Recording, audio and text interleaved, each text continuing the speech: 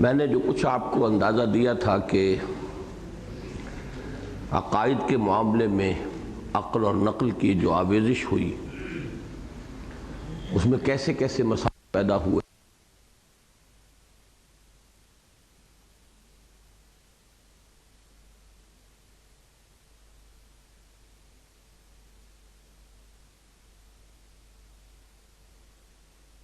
کہ آیا اللہ کوئی محدود ہستی ہے، کسی خاص جگہ پر ہے، کسی خاص مقام پر ہے، یا یہ کہ اس کی ہستی لامحدود ہے، وہ کسی سمت کسی مقام سے مقید نہیں ہے۔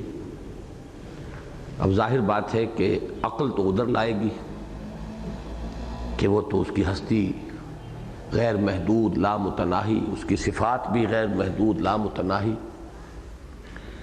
لیکن پھر ایک سوال پیدا ہوتا ہے اس کے علاوہ کہ پھر یہ اترنا، نزول وغیرہ وغیرہ،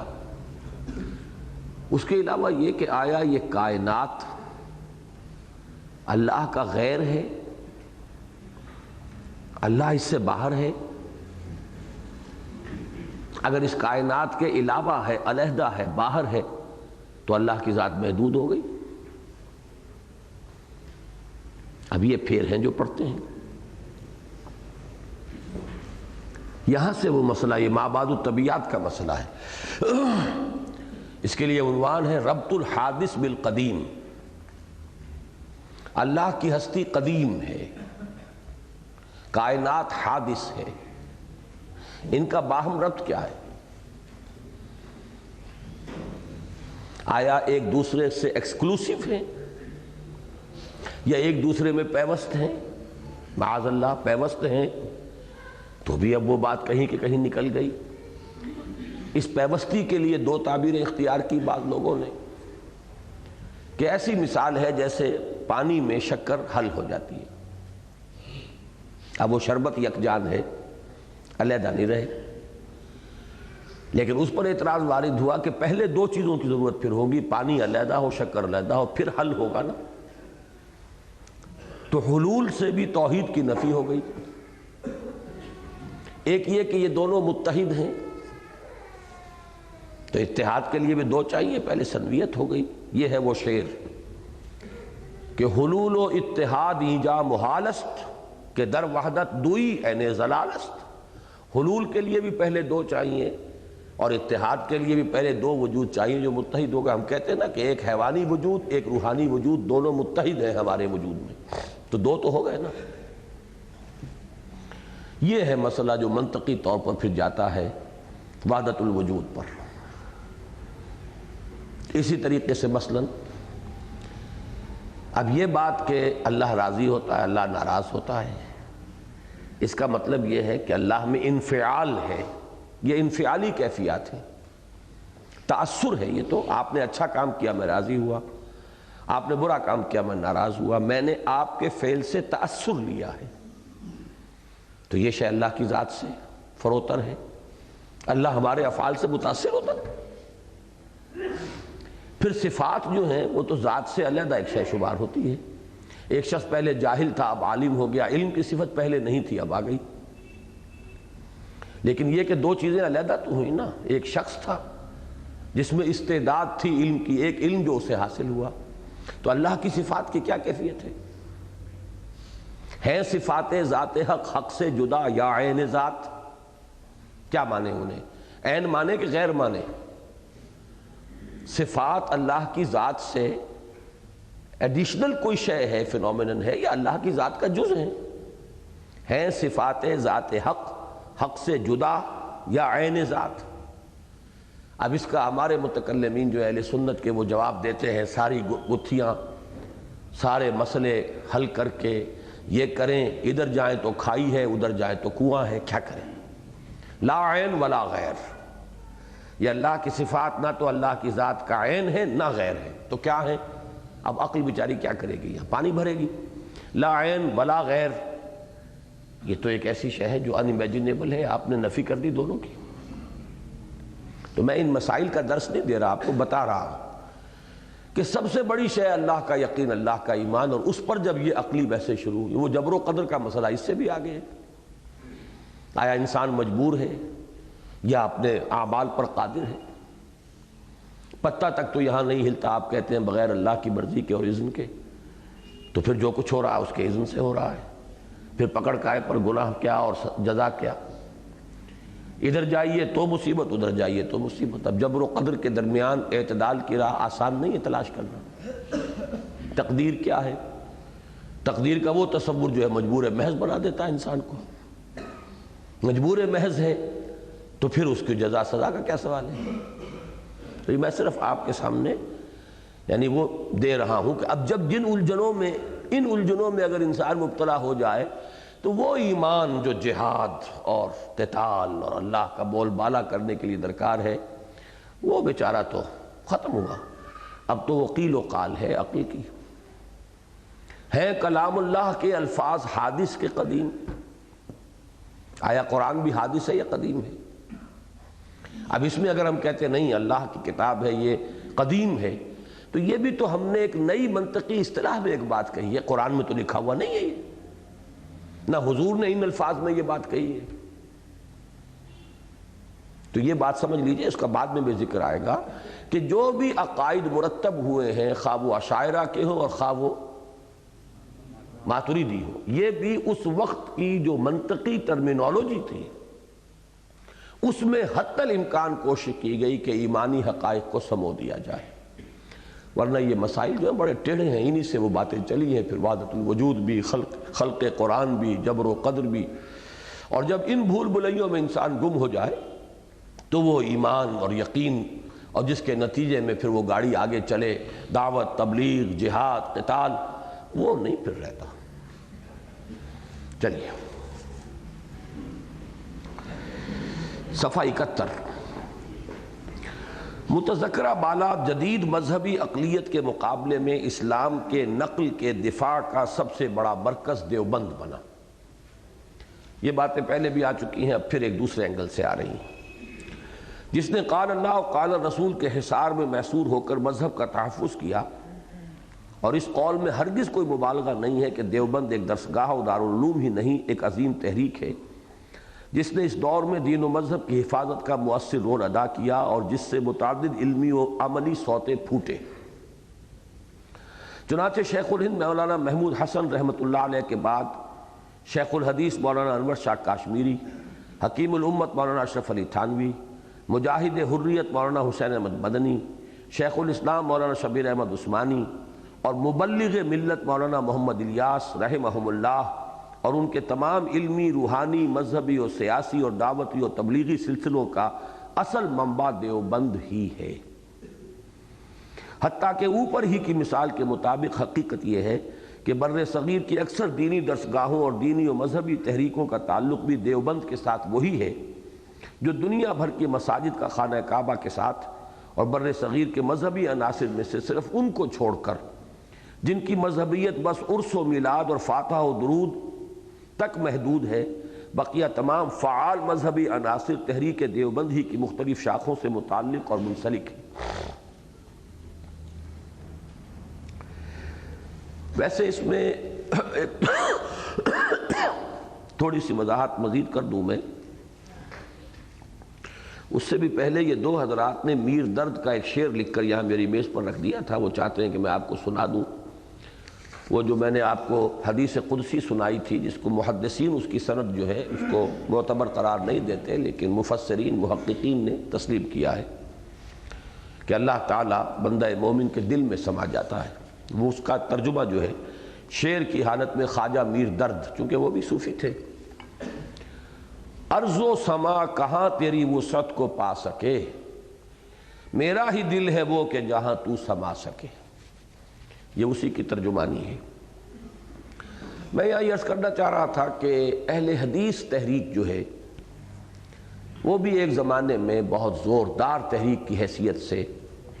رد بدعات، مشرکانہ اوہام ان کی نفی کے لیے اٹھی تھی، لیکن بدقسمتی سے بہت جلد یہ تحریک صرف چند شعائر کے اوپر اپنے آپ کو محدود کر کے اور انتہائی تنگ نظر فرقے کی صورت اختیار کر۔ اس وقت بدترین فرقہ پرستی جو ہے وہ اس حلقے میں ساری بحث رفع یدین سے، آمین بالجہر سے، اللہ اللہ خیر صلی اللہ، اور دو چار ایسے ہی مسائل ہیں، باقی اور چیزوں کے ساتھ کوئی بحث نہیں، کوئی دلچسپی نہیں۔ وہ تو اٹھے تھے اصل میں بدعات کا ابطال کرنے، رسومات کی نفی کرنے، مشرکانہ اوہام کا سد باب کرنے۔ یہ چند مسائل جو ہیں مسلک کے مسائل ہیں، اب سارا زور جو ہے انہی کے اوپر صرف ہوتا ہے لے دے کر۔ اور یہ جو ہے اس وقت میں اپنے دلی احساسات کی ترجمانی کر رہا ہوں کہ فرقہ پرستی جسے کہتے ہیں، وہ جو ہے بدترین کیفیت جو ہے وہ اس جماعت کے اندر آ چکی ہے۔ کہلاتی جماعت ہے، جماعت نہیں ہے، فرقہ، بہت سخت فرقہ بن چکی۔ باقی جو حنفی ہیں اس ملک کے اندر، ان کے بارے میں بھی ایک غلطی ہوئی ہے۔ دیوبندی تحریک اور دیوبند کے سلاسل یہ اتنے زوردار تھے کہ انہوں نے اپنے اس زوم میں ہر غیر دیوبندی حنفی کو بریلوی قرار دے دیا۔ یہ بہت بڑی اسٹریٹجک مسٹیک ہوئی ہے۔ یہ جو پرانے مراکز علمیہ چلے آ رہے تھے، بریلویت تو احمد رضا خان بریلوی سے شروع ہوئی۔ میں ان کی شخصیت کو یہاں زیر بحث نہیں لانا چاہتا، انہوں نے بھی کچھ کام شروع کیے تھے، وہ شیعیت کے رد کے لیے کیے تھے۔ یہ تعزیے میں مسلمان دلچسپی لیتے ہیں، کھیل کود ہے، تماشے ہیں، پٹے ہیں، یہ ہے وہ ہے، تو اس کے مقابلے کے لیے عید میلاد النبی کا جلوس، وہ ایک اور بدعت جو ہے وہ بدعت کو توڑنے کے لیے وہ انہوں نے شروع کر دی۔ بہرحال ان کو چھوڑ دیجئے، لیکن بریلویت جس شے کا نام ہے ان سے پہلے تو نہیں تھی نا۔ ان سے پہلے جتنے علمی مراکز تھے ہندوستان میں، جن میں مثلا خیر آباد کا سلسلہ ہے، مکتبہ فکر ہے، فرنگی محل کا پرانا سلسلہ ہے، قدیم ترین، مولانا عبدالباری فرنگی محلی جو جمعیت علماء ہند کے پہلے صدر تھے۔ حضرت شیخ الہند چونکہ مالٹا میں اسیر تھے تو وہ ان کی تو غیر حاضری میں تاسیس ہوئی ہے جمعیت علماء ہند کی۔ اسی طریقے سے یہ جو پاکستان میں مختلف مراکز ہیں، اب یہ گولڑا ہو یا سیال ہو یا تونسا ہو یا اور جو بھی جتنی بھی گدیاں ہیں، ان کا تعلق جو ہے وہ بریلویت اس معنی میں بریلویت نہیں ہے، شیعہ تصوف ہے ان کے ہاں، وہ قدیم چلا آ رہا ہے۔ وہ تو میں نے بتایا کہ یہاں پر اسلام جو آیا وہ دو چیزوں ہی کا تو مرکب تھا، حنفی فقہ اور وجودی تصوف۔ لیکن یہ کہ ان سب کو بریلوی کہہ دینا در حقیقت بریلویت کو تقویت پہنچانا ہے۔ سب کو اٹھا کر ہم نے ان کے کھاتے میں ڈال دیا تو ان کی اہمیت جو ہے وہ بہت زیادہ ہو گئی۔ تو یہ دو چیزیں ہیں جن کی وضاحت میں کرنا چاہتا ہوں۔ باقی فعال جو رہا ہے سب سے زیادہ طبقہ، اب صورت اس پر بھی زوال کی آ چکی، 100 سال دیوبند کے بھی پورے ہو چکے ہیں۔ اب وہی تقلید جامد اور وہی زوال کے آثار، وہی صرف اسلاف تک اپنی نگاہوں کو محدود رکھنا، اپنے بزرگوں کی بات کرنا اول و آخر، اس ماحول سے، اس حلقے سے باہر بڑی سے بڑی ہستی کو بھی تسلیم نہ کرنا، کسی بھی خیر کا وجود نہ ماننا، وہ ساری چیزیں یہاں بھی آ چکی ہیں۔ اور یہ ہے فطرت، وہ جیسے ہر فرد کے اوپر جوانی کے بعد بہرحال بڑھاپا آتا ہے، تو ہر تحریک جو بھی اٹھتی ہے، جیسے کہ میں نے کہا کہ ایک دور میں تحریک اہل حدیث دیوبند سے زیادہ قدیم ہے، وہ تحریک شاہ اسماعیل شہید سے اس کو منسوب کیا جاتا ہے۔ انہوں نے جو منصب امامت کتاب لکھی، پھر انہوں نے صراط مستقیم کتاب لکھی، اور تیسری کتاب ان کی جو مشہور ترین ہے تقویت الایمان، جو سب سے زیادہ قابل اعتراض سمجھتے ہیں یہ دوسرے جو گروہ کے لوگ ہیں، تو یہ کتابیں انہوں نے لکھی، تو وہاں سے یہ سلسلہ جو ہے چلا ہے۔ تو اہل حدیث تحریک ایک بہت زوردار، بہت جاندار اصلاحی تحریک تھی، مشرکانہ اوہام کی نفی کرنے کے لیے، بدعات اور رسومات کو ختم کرنے کے لیے۔ لیکن یہ کہ ہوتے ہوتے وہ بھی فرقہ بن گئی، چونکہ وہ قدیم تر ہے، اس میں فرقہ بندی سخت تر آ گئی۔ اس کے بعد جو ہے وہ گروہ جو اہل حق کا تھا وہ دیوبند کے اکابر علماء تھے، لیکن اب ان کو بھی 100 برس سے زائد ہو چکے، لہذا وہاں پر بھی وہ زوال اسی شدت کے ساتھ رونما ہو چکا ہے۔ اب گدیاں ہیں، اور گدیوں پر صاحب زادگان جو ہیں وہ ان کی جاگیریں بنتی ہیں، اللہ اللہ خیر صلی اللہ۔ اور جو لوگ اس میں سیاسی مزاج کے لوگ ہیں وہ اپنی ان گدیوں کو اپنی سیاست کے لیے بیس بناتے ہیں، اسی کے حوالے سے سیاست کرتے ہیں۔ چلیے، تحریک دیوبند کی مختلف شاخوں کے مابین مجموعی مزاج اور دائرہ ہائے کار کا فرق و امتیاز بھی ایک دلچسپ علمی موضوع ہے۔ اس کا براہ راست تعلق نہیں ہے ہماری بحث سے، لیکن اچھا ایک انسائٹ آپ کو ملتی ہے کہ جو اتنے شاخیں تحریک دیوبند کی جو نکلی ہیں تو ان میں مزاجوں کا فرق کیا ہے۔ اس میں اصل عوامی عنصر جو مذہب و سیاست دونوں کا مظہر یا بالفاظ دیگر مذہبی سیاست کا سب سے بڑا علم بردار ہے، ذہناً و قلباً حسینی ہے، یعنی مولانا حسین احمد مدنی رحمۃ اللہ علیہ سے ذہنی تعلق اور قلبی ارادت و عقیدت رکھتا ہے۔ مجلس احرار اسلام بھی در حقیقت اسی کا تتمہ یا صحیح تر الفاظ میں ضمیمہ ہے۔ تھانوی اور عثمانی حلقے علمی ذوق اور متصوفانہ مزاج کے حامل ہیں۔ ان کے ہاں خانقاہ اور تعلیم، تدریس، تصنیف، تالیف، اس میں توجہ ہوئی ہے ساری۔ سیاست کے میدان میں عملاً نہیں آئے، مولانا تھانوی تو بالکل ہی نہیں آئے۔ مولانا شبیر احمد عثمانی اور مولانا ظفر احمد عثمانی تھوڑی دیر کے لیے آئے وقتی طور پر اس تحریک کے دور میں، باقی یہ کئی نظرات کا مزاج ہے، دارالعلوم بنائے اور تصنیف و تالیف، کتابیں علمی، یہ سیاست کے میدان کا ان کا ذوق نہیں۔ مولانا انور شاہ کاشمیری رحمۃ اللہ علیہ کے تلمیذ رشید مولانا یوسف بن نوری کا مزاج خالص علمی ہے، اور تبلیغی جماعت خالص غیر سیاسی و غیر علمی لیکن نہایت پرجوش و فعال مذہبیت کا مظہر ہے۔ ان تمام امتیازات کے علی الرغم جہاں تک مذہبی فکر کا تعلق ہے وہ ان سب میں مشترک ہے۔ مذہب کے نقل کے یہ سب ایک سے فدائی ہیں، اور قال اللہ و قال رسول ہی نہیں، اس کی بھی ایک متعین صورت یعنی مسلک حنفی کے سب یکساں شیدائی ہے۔ عقل کا مصرف ان سب کے نزدیک بس ایک ہی ہے، اور وہ یہ کہ قرآن و سنت کا معروضی آبجیکٹو مطالعہ کرے، اور زیادہ سے زیادہ یہ کہ شریعت کے اوامر و نواہی کے اسرار و حکم کو سمجھنے کی کوشش کرے۔ اور سب سے بڑا علمی مشغلہ ان کے نزدیک یہ ہے کہ اشعری و ماتریدی عقائد اور فقہ حنفی کے لیے کچھ بس پڑے تو عقلی بھی ورنہ زیادہ تر نقلی دلائل فراہم کیے جائیں۔ فلاں نے یہ کہا، فلاں نے یہ کہا، فلاں امام کا یہ قول ہے، فلاں نے اس وقت یہ کہا، یہ نقلی دلائل، نقل سے جو متعلق ہے۔ باقی کہیں کو داؤ لگ جائے تو عقلی بات بھی، لیکن وہ اصل ان کا موضوع نہیں ہے۔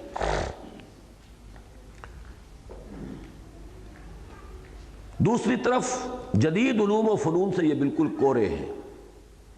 جدید سائنس کی انہیں ہوا تک نہیں لگی، اور طبیعیات، کیمیا، فلکیات، حیاتیات اور نفسیات کے میدان میں انسان نے اپنے مشاہدے اور تجربے سے جو عظیم علمی ذخیرہ پچھلی 2-3 صدیوں میں فراہم کیا ہے، اس کے بارے میں ان کی معلومات زیادہ سے زیادہ کچھ سنی سنائی باتوں پر مشتمل ہے۔ فلسفہ اور منطق کے جدید رجحانات کا انہیں براہ راست کوئی علم نہیں ہے۔ پڑھتے ہیں اب بھی فلسفہ، لیکن وہی پرانی منطق، پرانا فلسفہ۔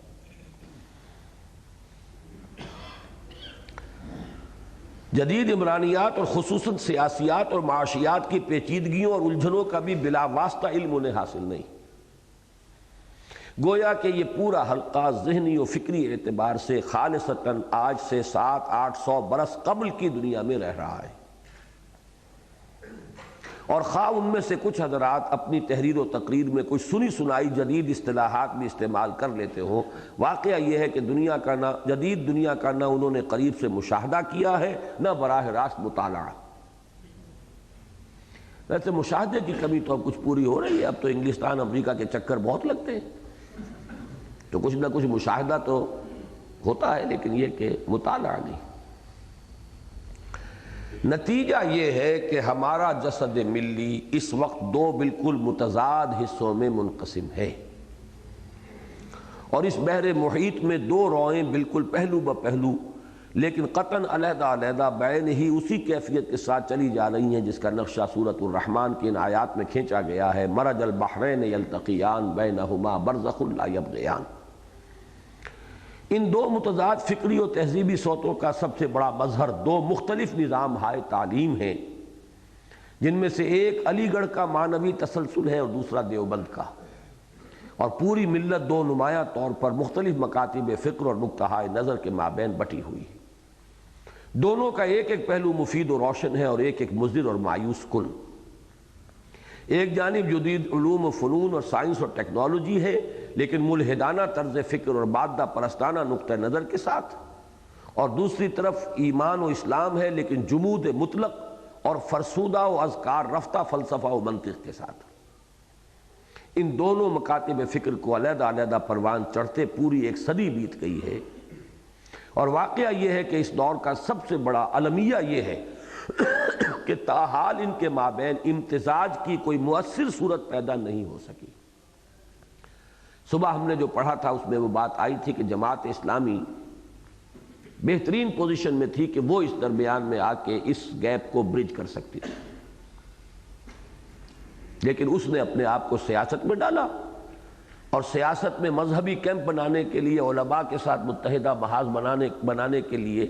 وہ ان تمام چیزوں کو، اس کام کو چھوڑ کر ایک خالص سیاسی جدوجہد میں لگ گئی۔ ان کے برعکس، اس کے برعکس، یعنی یہ کہ امتزاج تو کوئی نہیں ہو سکا، اس کے برعکس ان کے مابین ایک مسلسل کشمکش جاری ہے، جو اکثر و بیشتر تو خاموش آویزش اور سرد جنگ تک ہی محدود رہتی ہے، لیکن کبھی کبھی گرجدار تصادم کی صورت بھی اختیار کر لیتی ہے۔ اور غالباً ملت اسلامیہ کی اس وقت کی سب سے بڑی بدقسمتی یہی ہے کہ اس آویزش میں کسی واقعی اور حقیقی آویزش کا رنگ تاحال پیدا نہیں کیا جا سکا۔ یعنی اس وقت تو ہو گیا تھا، لیکن اب جو جدید آمیزش کی ضرورت ہے اس کی طرف ابھی تک کوئی مؤثر کام نہیں ہو سکا۔ علی گڑھ اور دیوبند کی دو انتہاؤں کے مابین چند درمیانی راہیں۔ تذکرہ و تبصرہ میثاق لاہور، نومبر سن 68۔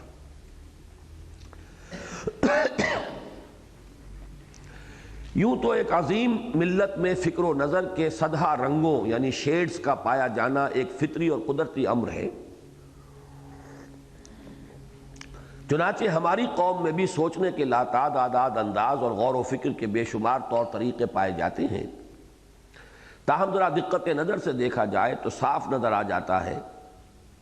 کہ فکر و نظر کے ان لاتعداد رنگوں میں اصل اور پختہ رنگ دو ہی ہیں، ایک علی گڑھ کا، دوسرا دیوبند کا۔ بقیہ تمام رنگ جو ان کے مابین یا ان کے ارد گرد پائے جاتے ہیں، سب ان کے امتزاج ہی سے وجود میں آئے ہیں، اور ان میں سے کسی میں علی گڑھ کا رنگ زیادہ نمایاں ہے اور کسی میں دیوبند کا۔ کیا اللہ کی شان ہے کہ ملت اسلامیہ پاکستان کے ان دونوں دینی و مذہبی اور تہذیبی اور ثقافتی صوتوں کے اصل منابع ہندوستان ہی میں رہ گئے، اور یہی نہیں بلکہ جیسا کہ بعد میں واضح ہوگا ان دونوں کے مابین امتزاج کی جتنی کوششیں ہوئیں ان سب کے اصل براکس بھی وہی رہ گئے۔ گویا کہ ہماری ملت کے بحر محیط کی اصل دو روئیں یہی ہیں جو تقریباً 100 سال سے مرج البحرین یلتقیان کی طرح بالکل ملحق اور متصل، لیکن بینہما برزخ لا یبغیان کسی علیحدگی اور لا تعلقی کے ساتھ مسلسل چلی آ رہی ہیں۔ ان میں سے ہر ایک کا ایک مستقل ماضی اور متعین فکری اساس ہے، اور چونکہ ان میں سے ہر ایک کی پشت پر ایک وسیع و عریض اور پختہ و محکم نظام تعلیم بھی موجود ہے، لہذا ان دونوں کے اثرات نہایت دور رس ہیں اور ان کی جڑیں ہمارے جسد ملی میں بہت گہری اتری ہوئی ہیں۔ گویا کہ یہ دونوں مکاتب فکر ہماری قومی و ملی زندگی میں اصلها ثابت کسی محکم اساس اور فرعها فی السواق کا ہماگیر اثر و نفوذ رکھتے ہیں۔ ان میں سے علی گڑھ کی مذہبی اقلیت جسے جسٹس امیر علی، سر سید احمد خان اور مولوی چراغ علی وغیرہ ہم نے مرتب کیا تھا، اس کا تذکرہ ہم کر چکے ہیں۔ ساتھ ہی اس کے مقابلے میں دیوبند، جس کی بنیاد مولانا محمد قاسم نانوتوی اور مولانا رشید احمد گنگوہی کے ہاتھوں پڑی،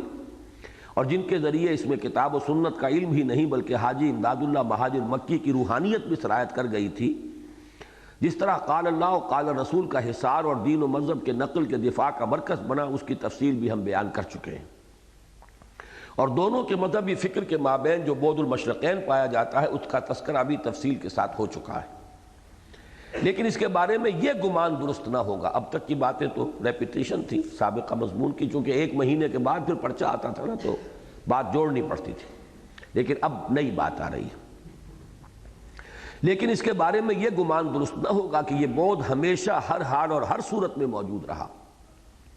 اس کے برعکس واقعہ یہ ہے کہ ان دونوں سے بعض ایسی شخصیتیں بھی ابھریں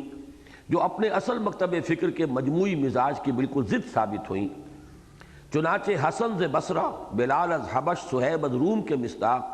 سرزمین علی گڑھ سے بھی بہت سے راسخ العقیدہ، درد مند، ذہناً مسلم اور قلباً مومن لوگ اٹھے، جن میں ایک مولانا محمد علی جوہر کی مثال ہی اتنی درخشاں اور تابناک ہے کہ مزید کی کوئی حاجت نہیں۔ خود علامہ اقبال میں جن کا تذکرہ بعد میں تفصیل سے آئے گا، بہرحال اسی شاخ سے متعلق ہیں، کالجوں اور اسکولوں سے نکلے ہیں۔ دوسری طرف خاک دیوبند سے مولانا عبید اللہ سندھی ایسی متجددانہ مزاج رکھنے والی شخصیت ابھری جنہوں نے جدید دنیا کا مطالعہ ہی نہیں بھرپور مشاہدہ بھی کیا، اور جدید رجحانات کے زیر اثر ملت اسلامیہ کے لیے تمدن و معاشرت اور معیشت و سیاست کے میدانوں میں ایسی راہیں تجویز کی جن کے لیے استناد یعنی سند دیوبند کے موجود الوقت مقلدانہ ماحول سے نہیں بلکہ صرف امام الہند شاہ ولی اللہ دہلوی کے فلسفہ ارتفاقات ہی سے مل سکتا تھا۔ یہ ذرا اب لمبی بات ہے۔ جو سوشل تھاٹ تھا شاہ ولی اللہ دہلوی کا، اس میں چونکہ میں آپ کو بتا چکا ہوں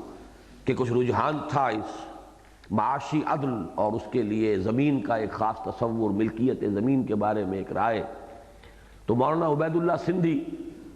چونکہ ان کے مزاج کے اندر بڑی اوپچ تھی، سوچ ان کی جو ہے گہری تھی، پھر یہ کہ چونکہ انہیں حالات ایسے پیش آ گئے کہ گئے تو تھے وہ افغانستان مولانا محمود حسن دیوبندی رحمۃ اللہ علیہ کے نمائندے کی حیثیت سے کہ وہاں سے مدد حاصل کریں انگریزوں کے خلاف، لیکن وہاں بھی چونکہ ان کے ساتھ وہی معاملہ ہونے والا تھا جو خود حضرت شیخ الہند کے ساتھ ہوا ہے حجاز میں، تو وہ وہاں سے فرار کر کے اور چلے گئے۔ ظاہر بات ہے اب کہاں جا سکتے تھے، روس ہی جا سکتے تھے۔ ایران پر بھی انگریزوں کا اقتدار تھا، ہندوستان میں تو انگریز تھا ہی، آتے ہی دبوچ لیے جاتے، غدار تھے، باغی تھے، تو اب ایک ہی راستہ رہ گیا تھا اور وہ روس چلے گئے۔ روس میں بولشوک ریولوشن تازہ آیا تھا، وہاں وہ ریولوشنری فرور بہت تیز تھا، تو وہ واقعہ میں نے بارہا سنایا ہے آپ کو کہ انہوں نے یہ کوشش کی کہ انہوں نے ایک نظام توڑ دیا ہے، دوسرا نظام ابھی اسٹیبلش نہیں ہوا، اس موقع پر اگر انہیں اسلام کا نظام بتا دیا جائے تو شاید یہ اسی کو قبول کر لیں، یہ ان کی اپنی ایک خوش فہمی کہہ لیں، حسن ظن کہہ لیں، یا یہ کہ وشفل تھنکنگ۔ لیکن یہ کہ بہرحال ٹروٹسکی سے ملاقات کے بعد مایوس ہوئے، لیکن یہ کہ انہوں نے روس کے انقلاب کا مشاہدہ کیا، پھر وہ اور دوسرے ممالک میں گئے، پھر ترکی میں گئے، جیسے کہ کبھی سید جمال الدین افغانی گھومے تھے پورے عالم اسلام کے اندر، ایسے ہی انہوں نے بہت پھر جب دنیا کو دیکھا ہے تو ان کے اندر بڑی وسعت نظر بھی پیدا ہوئی، اور پھر یہ سوشلسٹ بن کر آئے ہیں جب واپس آئے۔ اب اس سوشلزم کے لیے دیوبند کے جو اکابر تھے ان کے ہاں اس ماحول میں، وہ تو مقلدانہ ماحول، بالکل وہاں سے کیسے سند ملے گی؟ تمام جو علماء دیوبند ہیں انہوں نے پھر انہیں ریجیکٹ کر دیا کہ یہ ہم میں سے نہیں ہے۔ اور وہ روایت بھی میں لکھ چکا ہوں کہ مولانا احمد علی لاہوری خود انہی کے شاگرد تھے،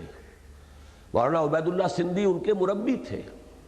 لیکن اب جب واپس آئے ہیں وہ جلا وطنی کے بعد تو یہاں ہمارے حاجی عبد الواحد صاحب رحمہ اللہ انہوں نے یہ واقعہ بتایا، چونکہ وہ اس زمانے میں مولانا احمد علی لاہوری کے بہت قریب تھے، تو مولانا عبید اللہ سندھی نے ایک مرتبہ ان سے کہا،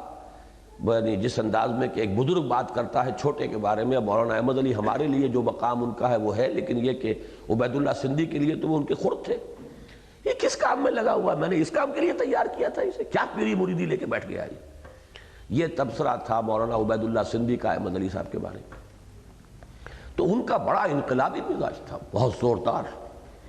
اس فکر کی ایک چھوٹی سی جماعت ہمارے پاس اس وقت ملک میں موجود ہے، مولانا سعید احمد صاحب ہیں اس کے سربراہ ہیں، وہ مولانا عبدالعزیز صاحب رائے پوری جو سرگودھے میں ہوتے ہیں ان کے صاحبزادے ہیں، وہ اس سلسلے کے جو ہیں وہ بزرگ ہیں، یعنی روحانی اور تصوف کے میدان میں مولانا عبدالعزیز صاحب رائے پوری مولانا عبدالقادر رائے پوری کے خلیفہ ہیں، لیکن یہ کہ ان کے یہ بیٹے جو ہیں سب سے بڑے مولانا سعید احمد صاحب، ان کا وہ بالکل مولانا عبید اللہ سندھی کے فکر اور فلسفے کے ساتھ ہم آہنگی اور انقلابی مزاج ہے۔ میری کئی دفعہ خواہش ہوئی ہے کہ ان سے ملاقات ہو، لیکن ملاقات کی کوئی شکل نکل نہیں رہی ان سے۔ بہرحال یہ ہے در حقیقت اس کی تفصیل کہ جہاں ایک طرف علی گڑھ سے مولانا محمد علی جوہر جیسا شخص نکلا، نہایت راسخ العقیدہ، نہایت مومنانہ انداز اور جوش اور جذبہ، مجاہدانہ کردار رکھنے والا، وہاں دیوبند سے ایسے انقلابی مزاج کا حامل، اور یہ کہ وہ دیوبند کی ایک خاص فضا جو ہے فکری اور اعتقادی، اس سے ہٹ کر ایک راستہ بنانے کی ہمت کرنے والا شخص، اور وہ عبید اللہ سندھی۔ تاہم یہ مثالیں محض استثنائی ہیں، اور ایک انگریزی مثل ایکسیپشنز پروو دی رول کے مطابق ان سے وہ کلیہ مزید مستحکم ہوتا ہے جو ہم نے بیان کیا تھا، یعنی یہ کہ علی گڑھ اور دیوبند کے مابین کم از کم بعد المشرقین موجود ہے۔ یہ بعد صرف مذہبی تصورات اور دینی فکر کے میدان تک ہی محدود نہیں رہا، بلکہ جیسا کہ ہم تفصیل سے عرض کر چکے ہیں، اس بعد سے ملی و قومی سیاست بھی بری طرح متاثر ہوئی، اور اس میدان میں بھی ان دونوں کے رخ بالکل متضاد سمتوں میں مڑ گئے۔ یہ ہم پڑھ چکے ہیں آج صبح۔ اس بعد کا احساس بھی بالکل شروع ہی سے ہو گیا تھا، اور اس فاصلے کو کم کرنے اور ان دونوں کو ایک دوسرے سے قریب تر لانے کی ضرورت بھی بالکل ابتدا ہی سے محسوس کی جانے لگی تھی۔ چنانچہ ان کے مابین امتزاج اور ارتباط کی کوششوں کا سراغ بھی بالکل ابتدا ہی سے ملتا ہے۔ ندوۃ العلماء کا قیام ان کی کوششوں کا مظہر اول تھا، اور دہلی میں جمعیت الانصار اور جامعہ ملیہ کا قیام مظہر ثانی۔ پھر انہی کوششوں کا ایک تیسرا مرکز جامعہ عثمانیہ حیدرآباد دکن بنا، اور اس نے بھی جدید و قدیم کو قریب لانے میں ایک اہم رول ادا کیا۔ حضرت شیخ الہند کی شخصیت کا یہ پہلو بہت قابل ذکر ہے کہ اگرچہ وہ خالص علماء کے ماحول کے دیوبند کے پہلے طالب علم اور پھر مدرس اور شیخ یہ سمجھیے کہ وہ جامعہ شیخ الجامعہ کی حیثیت رکھنے والے،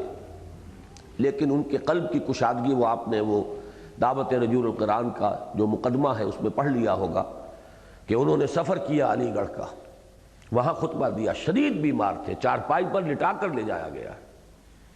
لیکن یہ کہ پہنچے خطبہ دیا، وہاں یہ الفاظ بھی کہے کہ میں جو اس بیماری اور ضعف کے اندر اور اپنی اس تمام سختی جھیل کر یہاں آیا ہوں تو میں اس لیے آیا ہوں کہ میں ان دونوں مراکز کا رشتہ باہم قائم کروں، اور وہ تاریخی جملہ بھی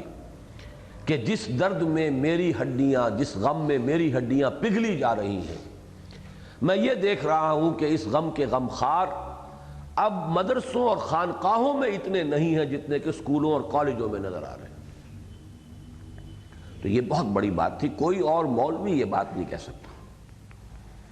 یہ وسعت قلب، وسعت نظر، یہ وسعت ذہن، اور پھر یہ کہ جرأت، ہمت اعتراف کی، تو یہ بہت نمایاں بات ہے۔ ندوے کے بارے میں یہ بات بالکل صحیح ہے کہ وہ علی گڑھ کی کوکھ سے برآمد ہوا۔ مولانا شبلی نعمانی مرحوم جو پہلے علی گڑھ کے پروفیسر شبلی تھے، یہ سر سید احمد خان سے اور ان کے اس پورے نظام سے مایوس اور بددل ہو کر علیحدہ ہوئے۔ یعنی وہ جو اکبر الہ آبادی نے پھر پھپتیاں چست کی ہیں، یہ بات ذہن میں رکھیں کہ سب سے زیادہ سخت اور تلخ ناقد سر سید مرحوم کے اکبر الہ آبادی تھے۔ ابھی وہ شعر آپ سن چکے ہیں، دیکھ کاریگری حضرت سید ہے شیخ، دے گئے لوچ وہ مذہب میں کمانی کی طرح، سید کی روشنی کو اللہ رکھے باقی، بتی بہت ہے موٹی روغن بہت ہی کم ہے۔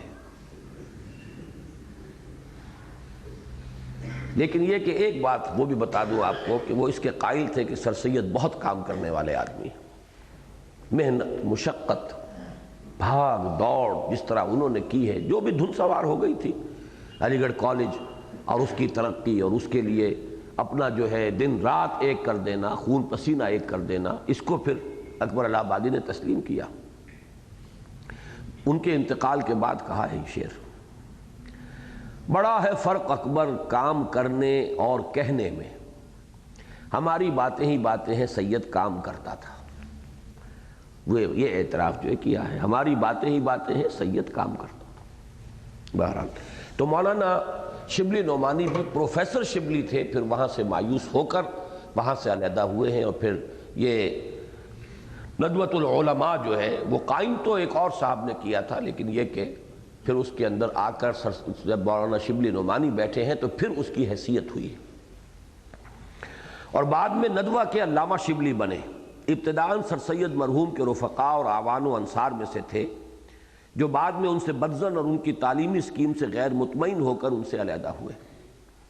ہمیں یہاں ان اسباب سے کوئی بحث نہیں جس کی بنا پر یہ علیحدگی واقع ہوئی، ہمیں بحث قیام ندوہ کے صرف اس پہلو سے ہے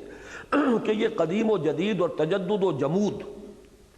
کے مابین ایک متوازن علمی و فکری راہ پیدا کرنے کی سعی کا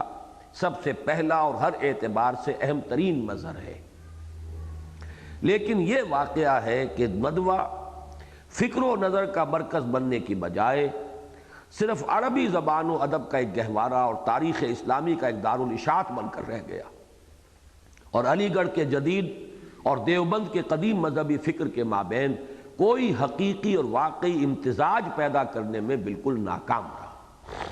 وہ بھی ایک دارالعلوم بن گیا، سوائے اس کے کہ وہاں عربی ادب کی تعلیم بڑی پختہ ہوتی ہے، عربی بولنا اور لکھنا بھی لوگوں کو آ جاتا ہے، جبکہ بقیہ عربی مدارس کے اندر وہ عربی پڑھ لیتے ہیں لیکن نہ تقریر کر سکتے ہیں۔ عام طور پر بہت شاذ لوگ ہوتے ہیں جو تقریر بھی کر سکیں، لیکن نہ عربی میں تصنیف و تالیف کر سکتے ہیں، نہ عربی بول سکتے ہیں۔ لیکن ندوے کے اندر یہ ہے کہ عربی ادب زبان اور اس کا لٹریچر اس کے لیے بہت توجہ ہے، اور پھر یہ کہ خصوصی طور پر تاریخ اسلامی۔ اس میں یہ پہلے ہی سے میں آپ کو بتا دوں کہ یہ مضمون جس وقت آپ پڑھ رہے ہیں یہ 14 صفحات پر مشتمل ایک مضمون تھا، جو کہ جب میثاق میں چھپا ہے تو اس کی جو سند میرے پاس آئی تھی وہ پڑھ لیں، تاکہ آپ کو اس کے ہر لفظ کے بارے میں اطمینان رہے کہ یہ اتنی بڑی سند اس کو ملی ہے۔ یہ صفحہ 93 پر میں نے یہ خط شائع کیا تھا دسمبر 1968 کے میثاق، کیونکہ نومبر میں یہ چھپا ہے، نومبر 68 میں، دسمبر میں مجھے بلکہ نومبر ہی میں کسی وقت مجھے وہ خط ملا ہے، جس کو دسمبر 68 کے میثاق کے کور پر شائع کیا میں نے۔ یہ مولانا عبد الماجد دریابادی مرحوم کا خط ہے، بنام مدیر میثاق، بسم اللہ الرحمن الرحیم، صدق جدید، دریاباد، ضلع بارہ بنکی، صاحب من، السلام علیکم، 11 نومبر 1968۔ میثاق بابت نومبر پیش نظر ہے، صفحہ 1 تا صفحہ 14۔ تحسین ناشناس کا در نہ ہوتا تو دل سے تو بے اختیار یہ صلاح دی، دل نے تو بے اختیار یہ صلاح دی کہ اس ساری عبارت پر ایک خوب بڑا سا صاد، یہ صاد انہوں نے کارڈ تھا، یہ پوسٹ کارڈ، اس پر صاد نیچے تک کھینچا ہوا تھا، بڑا سا صاد کھینچ کر بھیج دیجئے۔ سبحان اللہ، ماشاء اللہ، دل نے یہ جانا کہ یہ سب کچھ ہی میرے دل میں تھا۔ حیرت ہو گئی کہ شبلی، فراہی، ابو الکلام تینوں کی یہ نبازی بعد زمانی اور بعد مکانی دونوں کے باوجود اتنی صحیح کیوں کر لی؟ در حیرتم کے بعد فروشت کو جا شنید۔ ڈاکٹر رفیع الدین کا بھی مقالہ اس نمبر میں بڑا قابل داد ہے۔ والسلام، دعا گو، دعا خواہ عبد الماجد۔ یہ مولانا عبد الماجد دریابادی، مولانا اصلاحی صاحب کو جب میں نے یہ خط دکھایا تو انہوں نے فرمایا تھا کہ اسے کوئی معمولی بات نہ سمجھو، یہ جو تحسین ہے، انہوں نے تو لکھا نا تحسین ناشناس، اب یہ ہوتا ہے، اس کو پتہ نہیں لوگوں نے سمجھا کہ نہیں سمجھا۔ اگر کوئی بڑا عالم ہو یا بڑا شاعر ہو، اس کو داد کوئی ایسا آدمی دے جو خود سمجھدار ہو، شعر و سخن کو جانتا ہو، ادب سے واقف ہو، تب تو وہ اس پر خوش ہوگا بہت۔ اور اگر کوئی اجڑ گوار بیٹھ کر اس کی داد دے تو سمجھے گا کہ یہ تو میرے شعر کا بیڑا ہی غرق ہو گیا، داد دینے والا تو دیکھو۔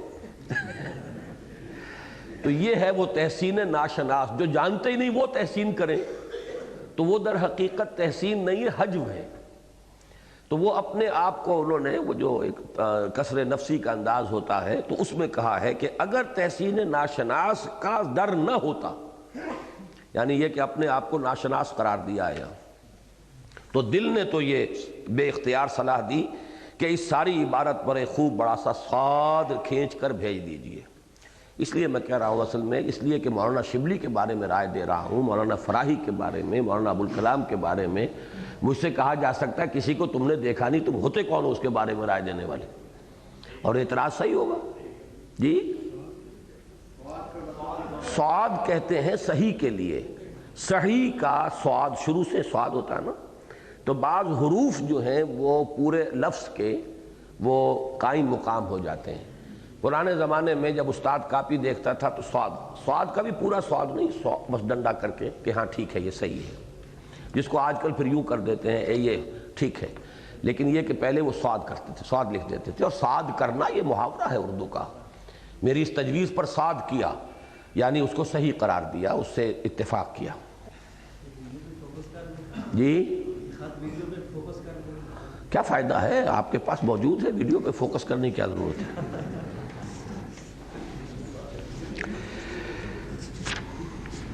بہرحال یہ بہت بڑی یعنی کہیے کہ ایک طرح کی جسارت ہے کہ میں نے ندوے کے بارے میں یہ ورڈکٹ پاس کیا ہے کہ یہ ایک واقعہ ہے کہ ندوہ فکر و نظر کا مرکز بننے کی بجائے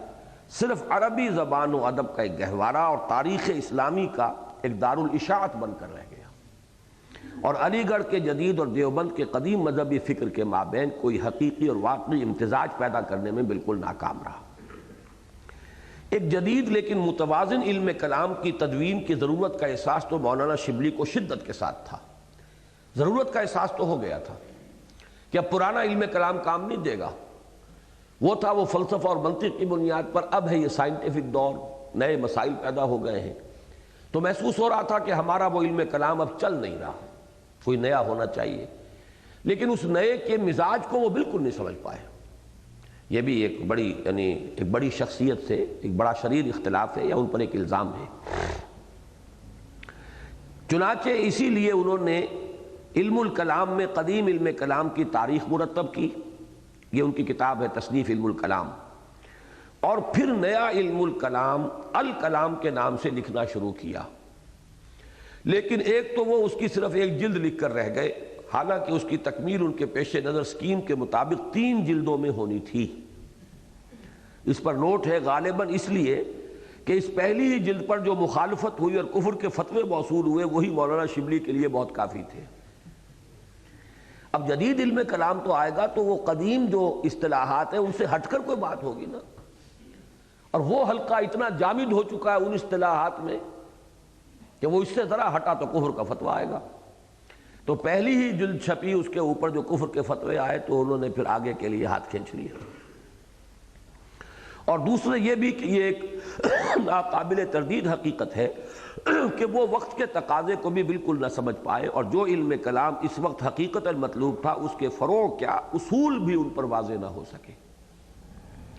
جن 2 انتہاؤں کے مابین مولانا شبلی ایک متوازن راہ نکالنا چاہتے تھے، اس کا تذکرہ خود ان کے الفاظ میں سنیے۔ حال ہی میں علم کلام کے متعلق مصر، شام اور ہندوستان میں متعدد کتابیں تصنیف کی گئی ہیں اور نئے علم کلام کا ایک دفتر تیار ہو گیا ہے، لیکن یہ نیا علم کلام 2 قسم کا ہے، یا تو وہی فرسودہ اور دور ازکار مسائل و دلائل ہیں جو متاخرین اشاعرہ نے ایجاد کیے تھے۔ یہ صاف اشارہ ہے حلقہ دیوبند کی نئی کلامی تصنیفات کی جانب، جیسے مولانا محمد قاسم نانوتوی کی حجت الاسلام، یا یہ کہ یورپ کے ہر قسم کے معتقدات اور خیالات کو حق کا معیار قرار دیا ہے اور پھر قرآن و حدیث کو زبردستی کھینچ تان کر ان سے ملا دیا ہے۔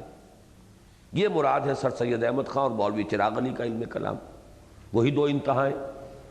انہی کی طرف جو ہے یہ اشارہ کر رہے ہیں کہ اس وقت جو صورت ہے وہ یا اس انتہا کی ہے وہی پرانا جو اشاعرہ کا علم کلام ہے اسی کو لے کر چل رہے ہیں، یا یہ کہ ہر نئی چیز کو جو ہے لا کر زبردستی ٹھوک رہے ہیں اور وہ ایک بالکل غیر منطقی سا ان میں ربط قائم ہو رہا ہے۔ پہلا قرآنہ تقلید ہے اور دوسرا تقلیدی اجتہاد۔ قرآن بڑے خوبصورت جملہ ہے، قرآنہ تقلید اپنے اسلاف کی اور تقلیدی اجتہاد، اجتہاد ہو رہا ہے انگریزوں یا مغربیوں کی تقلید میں، تو یہ تقلیدی اجتہاد ہے اور وہ قرآنہ تقلید۔ ان دونوں کو رد کر کے جس تیسرے علم کلام کی ضرورت ہے اس کے ضمن میں جدید تعلیم یافتہ گروہ کا نقطہ نظر مولانا نے ان الفاظ میں بیان فرمایا ہے۔ ہر طرف سے صدائیں آ رہی ہیں کہ پھر ایک نئے علم کلام کی ضرورت ہے۔ اس ضرورت کو سب نے تسلیم کر لیا ہے، لیکن اصول کی نسبت اختلاف ہے۔ جدید تعلیم یافتہ گروہ کہتا ہے کہ نیا علم کلام بالکل نئے اصول پر قائم کرنا ہوگا، کیونکہ پہلے زمانے میں جس قسم کے اعتراضات اسلام پر کیے جاتے تھے آج ان کی نوعیت بالکل بدل گئی ہے۔ پہلے زمانے میں یونان کے فلسفے کا مقابلہ تھا جو محض قیاسات اور مظنونات پر قائم تھا، آج بدیہیات اور تجربے کا سامنا ہے، اس لیے اس کے مقابلے میں محض قیاسات عقلی اور احتمال آفرینیوں سے کام نہیں چل سکتا۔ یہاں تک تو بات صحیح ہے، لیکن کمال سادگی کے ساتھ اس رائے کو محض یہ کہہ کر رد کر دیا کہ لیکن ہمارے نزدیک یہ خیال صحیح نہیں، قدیم علم کلام کا جو حصہ آج بیکار ہے پہلے بھی ناکافی تھا، اور جو حصہ اس وقت کارآمد تھا آج بھی ہے اور ہمیشہ رہے گا، کیونکہ کسی شے کی صحت اور واقعیت زمانے کے امتداد و انقلاب سے نہیں بدلتی۔ اس بنا پر مدت سے میرا ارادہ ہے کہ علم کلام کو قدیم اصول اور موجودہ مذاق کے موافق مرتب کیا جائے۔ حالانکہ علم کلام کے تو اصول بدلیں گے، اب صرف مذاق بدلنے سے تو کام نہیں ہوتا، وہ تو مذاق بنانا ہے اس کا۔ چنانچہ جو کچھ انہوں نے کیا وہ یہی تھا کہ قدیم علم کلام کو نئے اسلوب، نئے پیرایہ بیان اور نئے انداز میں گویا کہ نئے مذاق کے مطابق پیش کر دیا۔ لیکن اصل مسئلے کے فہم کی کوتاہی میں مولانا شبلی غالباً بالکل معذور ہیں، اس لیے کہ ایک تو ان کے زمانے تک جدید فلسفے اور سائنس کا ادغام نہیں ہوا تھا،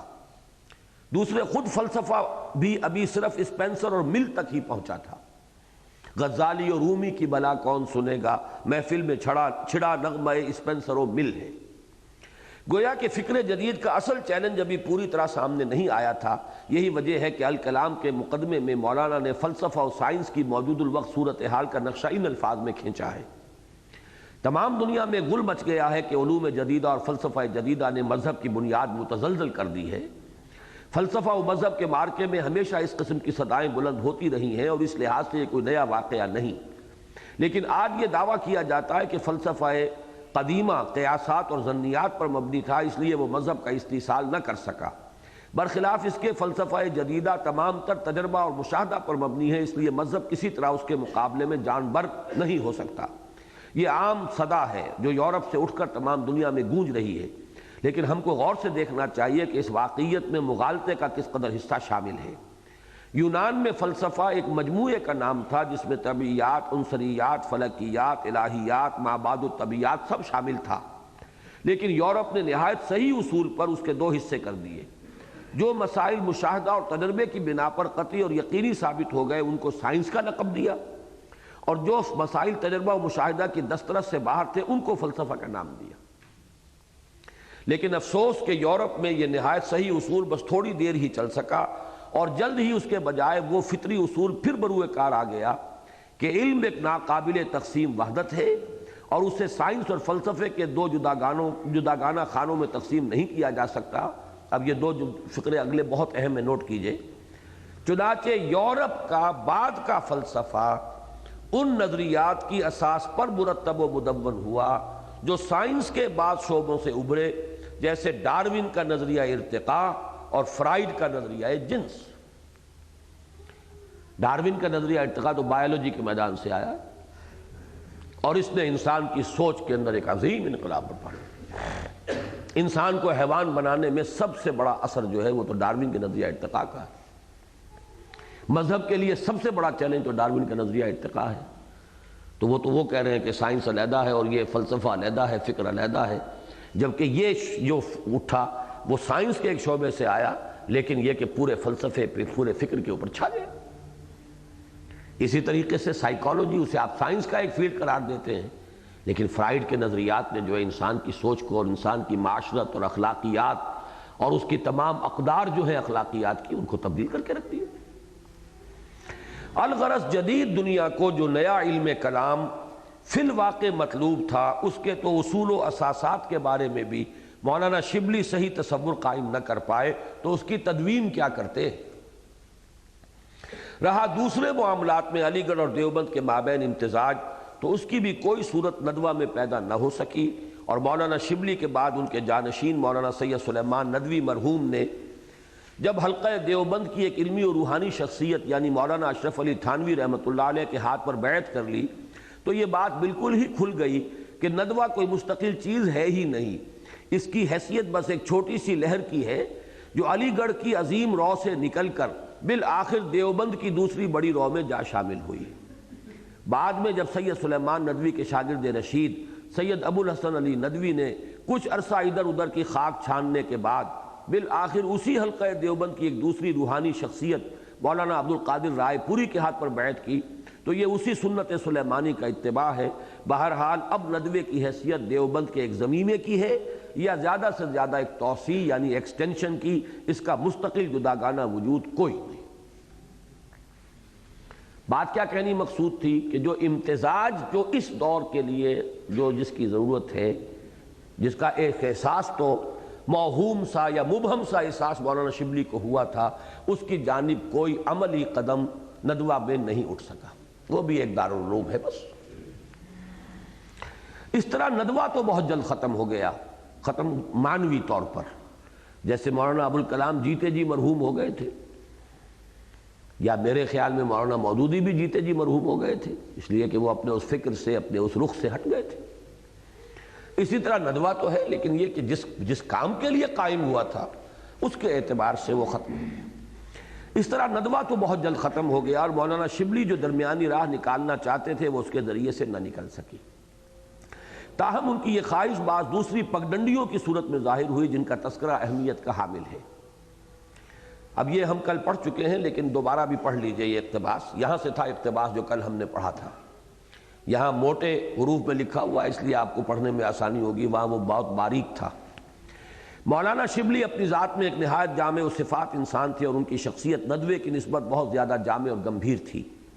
چنانچہ وہ بیک وقت علم و فضل، فلسفہ و کلام، شعر و ادب اور ملی و قومی سیاست، حتیٰ کہ رندی اور رنگینی سب کے جامع تھے۔ ان کے اصل جانشین سید سلیمان ندوی مرحوم کی شخصیت میں مولانا شبلی کی شخصیت کے صرف چند ہی پہلوؤں کا تسلسل قائم رہ سکا، لیکن ان کے زیر اثر دو اور ہستیاں ایسی پروان چڑھیں جو ان کی بعض دوسری صفات کی وارث بنیں، اور جن میں مولانا شبلی کی شخصیت کے بعض دوسرے پہلو اجاگر ہوئے۔ ہماری مراد مولانا حمید الدین فراہی اور مولانا ابوالکلام آزاد سے ہے۔ یہ دونوں حضرات براہ راست ندوی تو نہیں ہیں، لیکن ان کی تربیت میں مولانا شبلی کا بڑا حصہ ہے، اور چونکہ بر صغیر یا بر عظیم کی حالیہ مذہبی فکر کے میدان میں علی گڑھ اور دیوبند کی دو انتہاؤں کے مابین دو اہم علمی و فکری سوتے ان ہستیوں کی بدولت پھوٹے ہیں، لہذا ان کا کسی قدر تفصیلی تذکرہ ضروری ہے۔ مولانا فراہی اور مولانا آزاد مرحوم میں متعدد امور بطور قدر مشترک بھی ہیں۔ مثلاً ایک یہی کہ دونوں کی تربیت میں مولانا شبلی کا حصہ تھا، دوسرے یہ کہ دونوں کو قرآن حکیم سے خاص شغف تھا، تیسرے یہ کہ یہ دونوں اپنے وقت کے انتہائی وزیدار انسان تھے،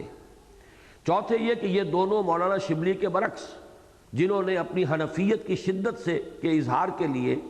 نعمانی کی نسبت کو اپنے نام کا مستقل جز بنا لیا تھا، یعنی مولانا شبلی تو اتنے شدید حنفی تھے،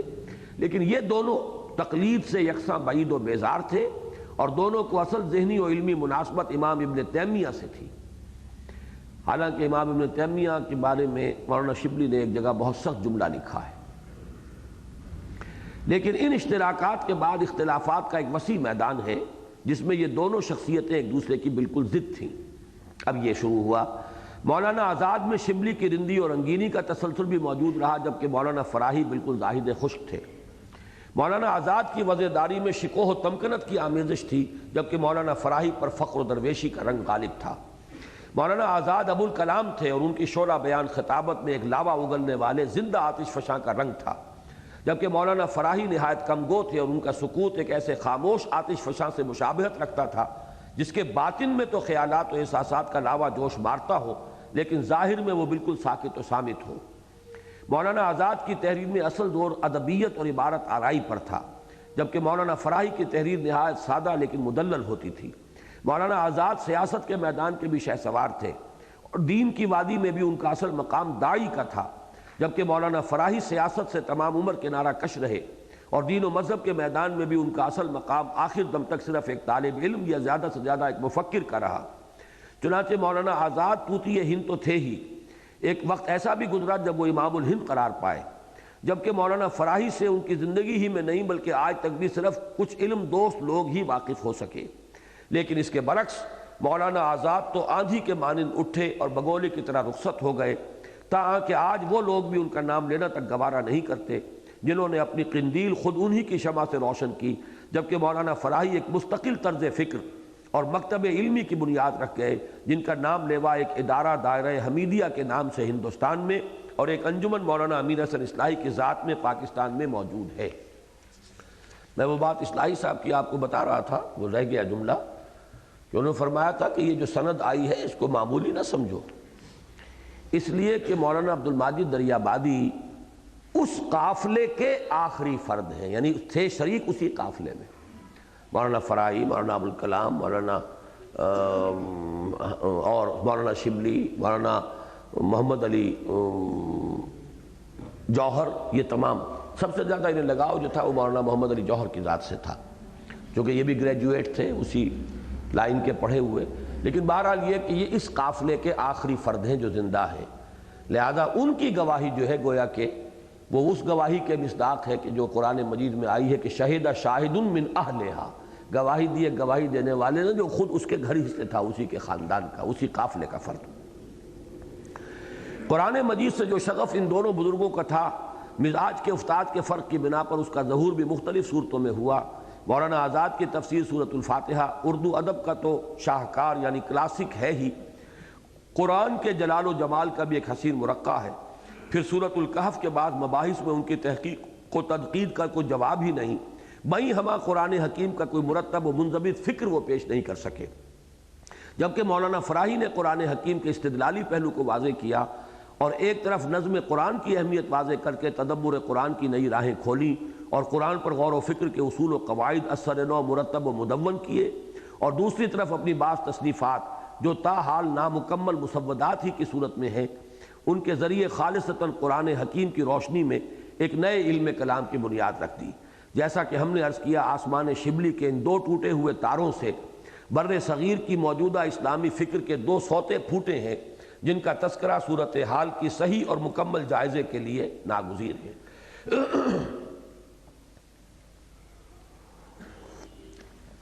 یہ تو بس تیزی کے ساتھ اب پڑھنا ہی ہے، اس میں میں نہیں سمجھتا کہ کوئی وضاحت کی ضرورت ہو۔ مولانا فراہی رحمہ اللہ کے علمی ورثے کے حامل مولانا امین حسن اصلاحی ہیں، جنہوں نے اپنی عملی زندگی کی ابتدا ان کے مشن کے تکمیل کے ارادے اور اس کے لیے عملی جد و جہد کے آغاز ہی سے کی تھی۔ چنانچہ تحصیل علم سے فراغت کے فوراً بعد انہوں نے ایک طرف مولانا فراہی کی یادگار یعنی مدرسۃ الاصلاح اعظم گڑھ کو سنبھالا اور دوسری طرف دائرہ حمیدیہ قائم کیا، تیسری طرف سن 38 میں ماہنامہ الاصلاح جاری کیا، جس کے ذریعے فکر فراہی کی اشاعت شروع ہوئی وقس علی ھذا۔ لیکن ابھی یہ تمام کام بالکل ابتدائی حالت ہی میں تھے کہ حکیم فراہی کا یہ جانشین ابوالکلام کے معنوی خلیفہ سید ابوالعلا مودودی کی دعوت اسلامی کی گھن گرج سے متاثر ہو کر رخت سفر باندھ ان کی خدمت میں جا حاضر ہوا، اور ایک آدھ نہیں 17 سال ان کی شخصیت کے پیچ و خم میں الجھا رہا، تاں کہ پورے 17 سال اس دشت کی بادیہ پیمائی کے بعد آج سے 10 سال قبل، واضح رہے کہ یہ تحریر 68 کی 58 میں علیحدہ ہوئے تھے مولانا اصلاحی جماعت اسلامی سے، آج سے 10 سال قبل جب آنکھ کھلی اور ہوش آیا تو معلوم ہوا کہ ماضی بہت پیچھے رہ گیا، دائرہ حمیدیہ اور فکر فراہی کے تمام قدردان ہندوستان میں رہ گئے، یہاں یکا و تنہا، نہ کوئی رفیق نہ ہمراہ، نہ اسباب نہ وسائل، الغرض جب آنکھ کھلی گل کی تو موسم تھا خزاں کا۔ ان حالات میں مولانا امین حسن اصلاحی نے جس طرح پھر جگر لخت کو جمع کیا اور اثر نو اپنے کام کی ابتدا کی، واقعہ یہ ہے کہ یہ اس بڑھاپے کے عالم میں ان کی جواں ہمتی کی دلیل ہے۔ بہرحال الاصلاح کی جگہ میثاق کا اجرا ہوا، جو قلت اعوان و انصار کی بنا پر کچھ عرصے ہچکولے کھاتی ہوئی کشتی کے مانند چلا اور پھر بند ہو گیا۔ حلقہ تدبر قرآن قائم ہوا، جس کے ذریعے چند نوجوانوں کی تعلیم و تربیت کا سلسلہ شروع ہوا، لیکن کچھ عرصے نہایت کامیابی سے چلنے کے بعد ان نوجوانوں کے ادھر ادھر منتشر ہو جانے کی بنا پر اس کا کام بھی بند ہو گیا، تاہاں کہ آج سے 2.5 سال قبل راقم الحروف، جس نے خود مولانا مودودی کی تحریک اسلامی ہی کی گود میں آنکھ کھولی تھی اور انہی کے واسطے سے مولانا اصلاحی سے متعارف ہوا تھا، لاہور منتقل ہوا، اور اسے اللہ نے مولانا کے ان کاموں میں تعاون کی توفیق و سعادت بخشی، تو اس کے فضل و کرم سے میثاق بھی اثر نو جاری ہوا اور بحمد اللہ تاحال جاری ہے۔ تدبر قرآن کی جلد اول بھی شائع ہوئی اور مولانا کے درس قرآن و حدیث کی ایک ہفتے وار نشست کا سلسلہ بھی شروع ہوا، جو بفضل ہی تعالیٰ باقاعدگی سے جاری ہے۔ یہ سن 68 کی باتیں ہیں۔ راقب الحروف کو مولانا اصلاحی سے براہ راست تلمس کا شرف تو حاصل نہیں۔ اب دیکھیے، میں آپ کو نوٹ کرا رہا ہوں، جب مولانا سے میرا اختلاف ہوا یا انہیں مجھ سے اختلاف ہوا، پھر انہوں نے جو مجھ پر حملے کیے ہیں ان کا میں اثر، اس کا ایک نقشہ بتانا چاہتا ہوں کہ یہ جملہ ہے جو میں نے لکھا سن 68 میں، اور وہ سن 76 میں کہہ رہے ہیں کہ یہ شخص اشتہار دیتا پھرتا ہے کہ یہ میرا شاگرد ہے، یہ میرا شاگرد نہیں، جبکہ یہ میں لکھتا ہوں، میں نے کبھی بھی ان سے براہ راست تلمس کا کوئی معاملہ نہیں۔ لیکن مولوی جب ناراض ہو جائے تو بس پھر اللہ ہی پناہ دے تو دے۔ راقم الحروف کو مولانا اصلاحی سے براہ راست تلمس کا شرف تو حاصل نہیں، تاہم یہ واقعہ ہے کہ قرآن حکیم سے جو قلبی رابطہ اور کسی قدر ذہنی مناسبت اسے حاصل ہوئی ہے، وہ مولانا ہی کی تحریروں کے مطالعے سے ہوئی ہے، اور راقم کی دعا ہے کہ اللہ تعالیٰ مولانا کو بھی عمر دراز اور صحت و فراغت عطا فرمائے تاکہ وہ اپنے استاد مولانا فراحی کے علمی ورثے کو مزید اضافوں کے ساتھ اگلی نسل کو منتقل کر سکیں، ان کے شاگردوں کو بھی توفیق دے کہ وہ اس کام کے لیے اپنی زندگیوں کو وقف کرنے کا عزم کر سکیں، اور راقم کو بھی اس نیک کام میں تعاون کی سعادت نصیب کیے رکھے، آمین۔ نیچے لکھا ہے افسوس کہ اس تحریر کی تصویر کے کچھ عرصے بعد سے راقم الحروف کے تعلقات مولانا موصوف سے کشیدہ ہونے شروع ہوئے، اور تدبر قرآن کی جلد 4 میں جب مولانا نے حد زنا کے بارے میں اپنی رائے ظاہر کی تب سے تو تعلق بالکل ہی منقطع ہو گیا۔ اس پورے معاملے کی تفصیل راقم نے اپنی تالیف رجوع الی القرآن منظر و پس منظر میں درج کر دی ہے، وہ آپ حضرات نے پڑھ لی ہوگی۔ بہرحال فکر فراحی اور سلسلہ تدبر قرآن علی گڑھ اور دیوبند کے درمیان علمی و فکری صوتوں میں سے ایک ہے، جو اپنی کمیت اور حلقہ اثر کے اعتبار سے تو فی الحال زیادہ اہم نہیں، لیکن اپنے امکانات کے اعتبار سے یقیناً اہم ہے، خصوصاً اس لیے کہ اس کی بنیاد بھی خالصتاً قرآن حکیم پر ہے، اور اس میں سارا استدلال بھی قرآن ہی سے کیا جاتا ہے، اور تدبر قرآن کا جو خاص اسلوب و نہج اس کے ذریعے عام ہو رہا ہے، اس سے انشاءاللہ حکمت قرآنی کے بہت سے نئے گوشے سامنے آئیں گے اور فکر انسانی کو نئی رہنمائی ملے گی۔ مولانا امین حسن اصلاحی نے اپنی تصانیف حقیقت شرک، حقیقت توحید اور حقیقت تقویٰ میں ایمان باللہ کے مختلف پہلوؤں سے جس انداز میں بحث کی ہے، وہ اگرچہ با اصطلاح معروف تو علم کلام نہیں، لیکن خالص قرآنی علم کلام ضرور ہے، اور اگر مولانا اپنی اسکیم کے مطابق معاد اور رسالت پر بھی اسی انداز سے لکھ سکے تو اس طرح خالصتاً قرآن حکیم کی بنیاد پر ایک نئے علم کلام کی ترتیب و تدوین کی راہ کھل جائے گی۔ اب یہ دوسری شخصیت،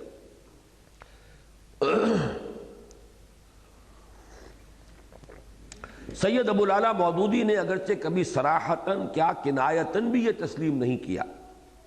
اور ان کی انانیت پسند اور خود پرست ایگو سینٹرک شخصیت سے اس کی توقع بھی عبث ہے۔ یہاں کافی سختی ہے میرے اس بیان میں، لیکن اس کی وہ معذرت میں پہلے دیباچے میں کر چکا ہوں کہ انہوں نے اپنی تحریک کے اصول و مبادی مولانا ابوالکلام آزاد مرحوم سے اخذ کیے ہیں، یہ کبھی صراحت کے ساتھ مولانا نے تسلیم نہیں کیا۔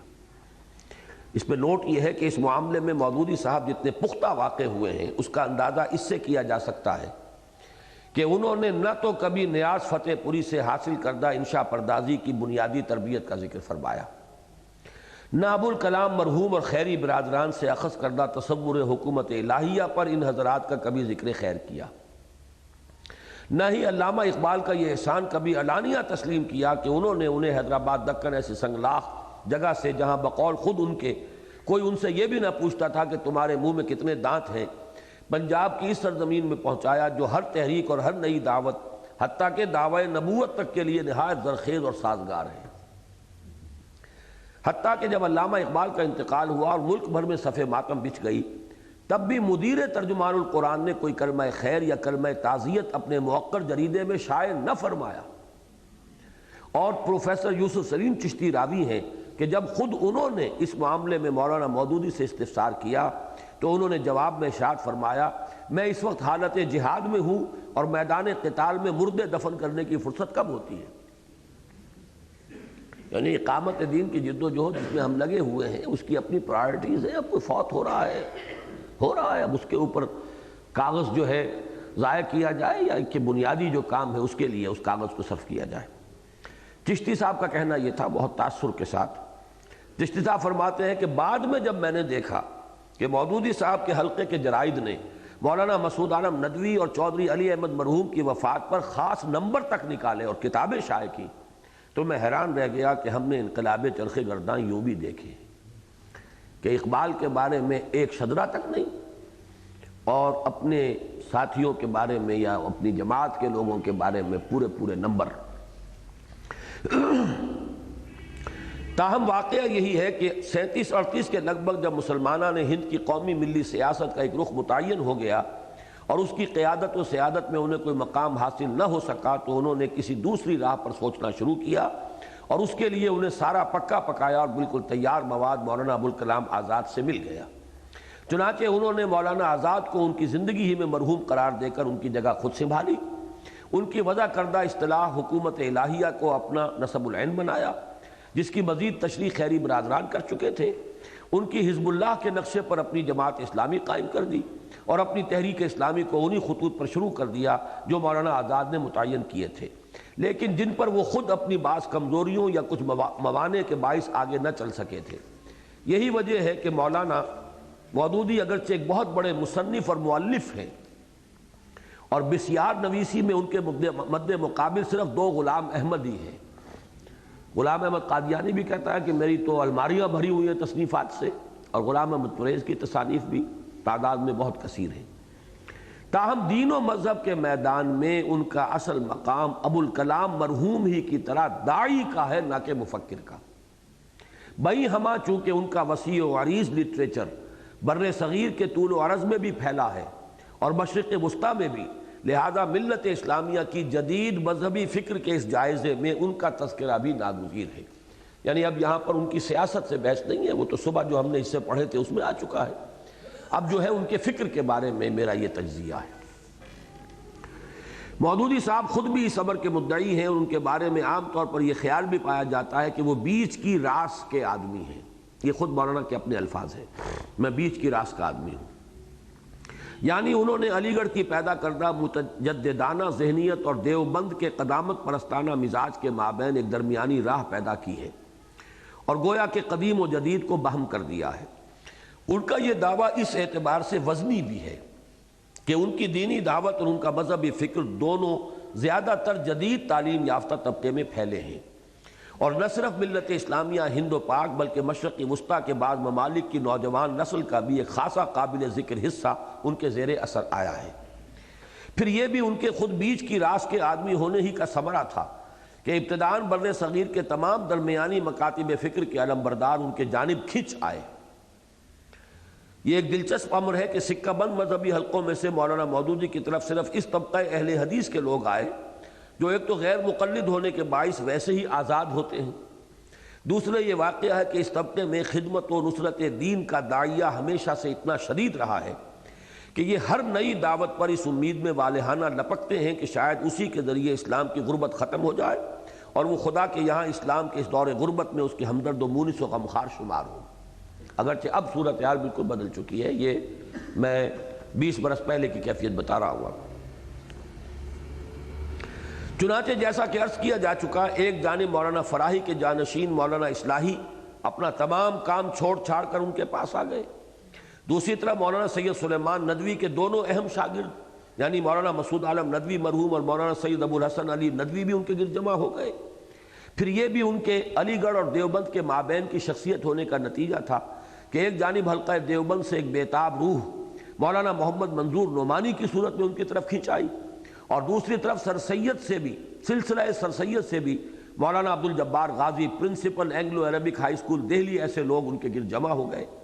یہ دوسری بات ہے کہ مولانا مودودی اس شیرازے کو مجتمع نہ رکھ سکے، اور کوئی جلد اور کوئی بدیر، بدظن یا غیر مطمئن ہو کر ان سے کٹ گیا۔ تاہم چونکہ ان میں تنظیمی صلاحیت اور محنت اور مستقل مزاجی کے ساتھ کام کرنے کا مادہ ابتدا ہی سے موجود تھا، وہ اس ساری آمد و رفت کے علی الرغم، یعنی کوئی آیا کوئی گیا، اس کے باوجود ایک مذہبی فرقے کی حد تک مضبوط جماعت قائم کرنے میں کامیاب ہو گئے، جس میں چوٹی کے نہ صحیح درمیانی سطح کے لوگ کالجوں اور یونیورسٹیوں اور مدرسوں اور دارالعلوم دونوں ہی سے فارغ التحصیل شامل ہیں۔ مولانا مودودی کی تحریک اسلامی کہاں اور کس موقف سے شروع ہوئی، اور پھر وہ کن کن مراحل سے گزر کر بالآخر کہاں پہنچی، اور اب یہ عشق بلاخیز کا یہ قافلہ سخت جان کس وادی اور کس منزل میں ہے، یہ ایک علیحدہ مستقل موضوع ہے جس پر ہم نے اپنی کتاب تحریک جماعت اسلامی ایک تحقیقی مطالعہ میں مفصل بحث کی ہے۔ یہاں اصل گفتگو ان کی تحریک سے نہیں بلکہ ان کے فکر سے ہے، اگرچہ یہاں اس اعتراف کا اعادہ کیے بغیر گزرا نہیں جا رہا کہ راقب الحروف نے خود بھی شعور کی آنکھ اسی تحریک کی گود میں کھولی اور اسلام کی نشأت ثانیہ کے لیے کچھ کرنے کا جذبہ اسی کے طفیل پایا۔ فکر کے میدان میں اب آ رہی ہے اصل بات، Maulana Maududi as a thinker کیا پوزیشن ان کی ہے میرے نزدیک۔ فکر کے میدان میں مولانا مودودی نے ابتدا ہی سے یہ حکمت عملی برتی کہ فلسفہ اور علم کلام کے مشکل موضوعات سے کامل اجتناب کیا، اس میدان میں قدم ہی نہیں رکھا۔ مولانا شبلی کا حشر دیکھ ہی چکے تھے، ذرا سی بات اگر عقائد کے اندر جو بھی ڈگر معین ہو چکی ہے وہ اگر اس سے ذرا کوئی تعبیر کا بھی فرق ہوگا تو کفر کے فتوے آ جائیں گے۔ حتیٰ کہ عقائد کے باب میں بھی ہمیشہ نہایت اجمال و اختصار کے ساتھ بات کی، اور جتنی کی اس میں بھی زیادہ تر ان اعتقادات کو بیان یعنی نیریٹ کرنے پر اکتفا کیا۔ جو امت کے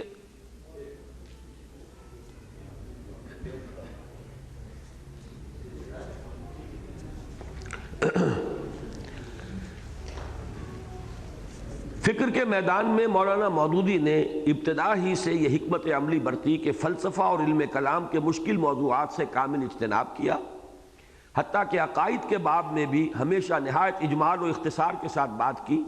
اور جتنی کی اس میں بھی زیادہ تر ان اعتقادات کو بیان یعنی نیریٹ کرنے پر اکتفا کیا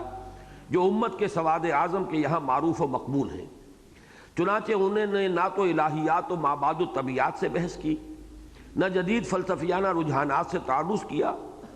حتیٰ کہ ان گمراہ کن نظریات سے بھی براہ راست بحث و گفتگو سے احتراز کیا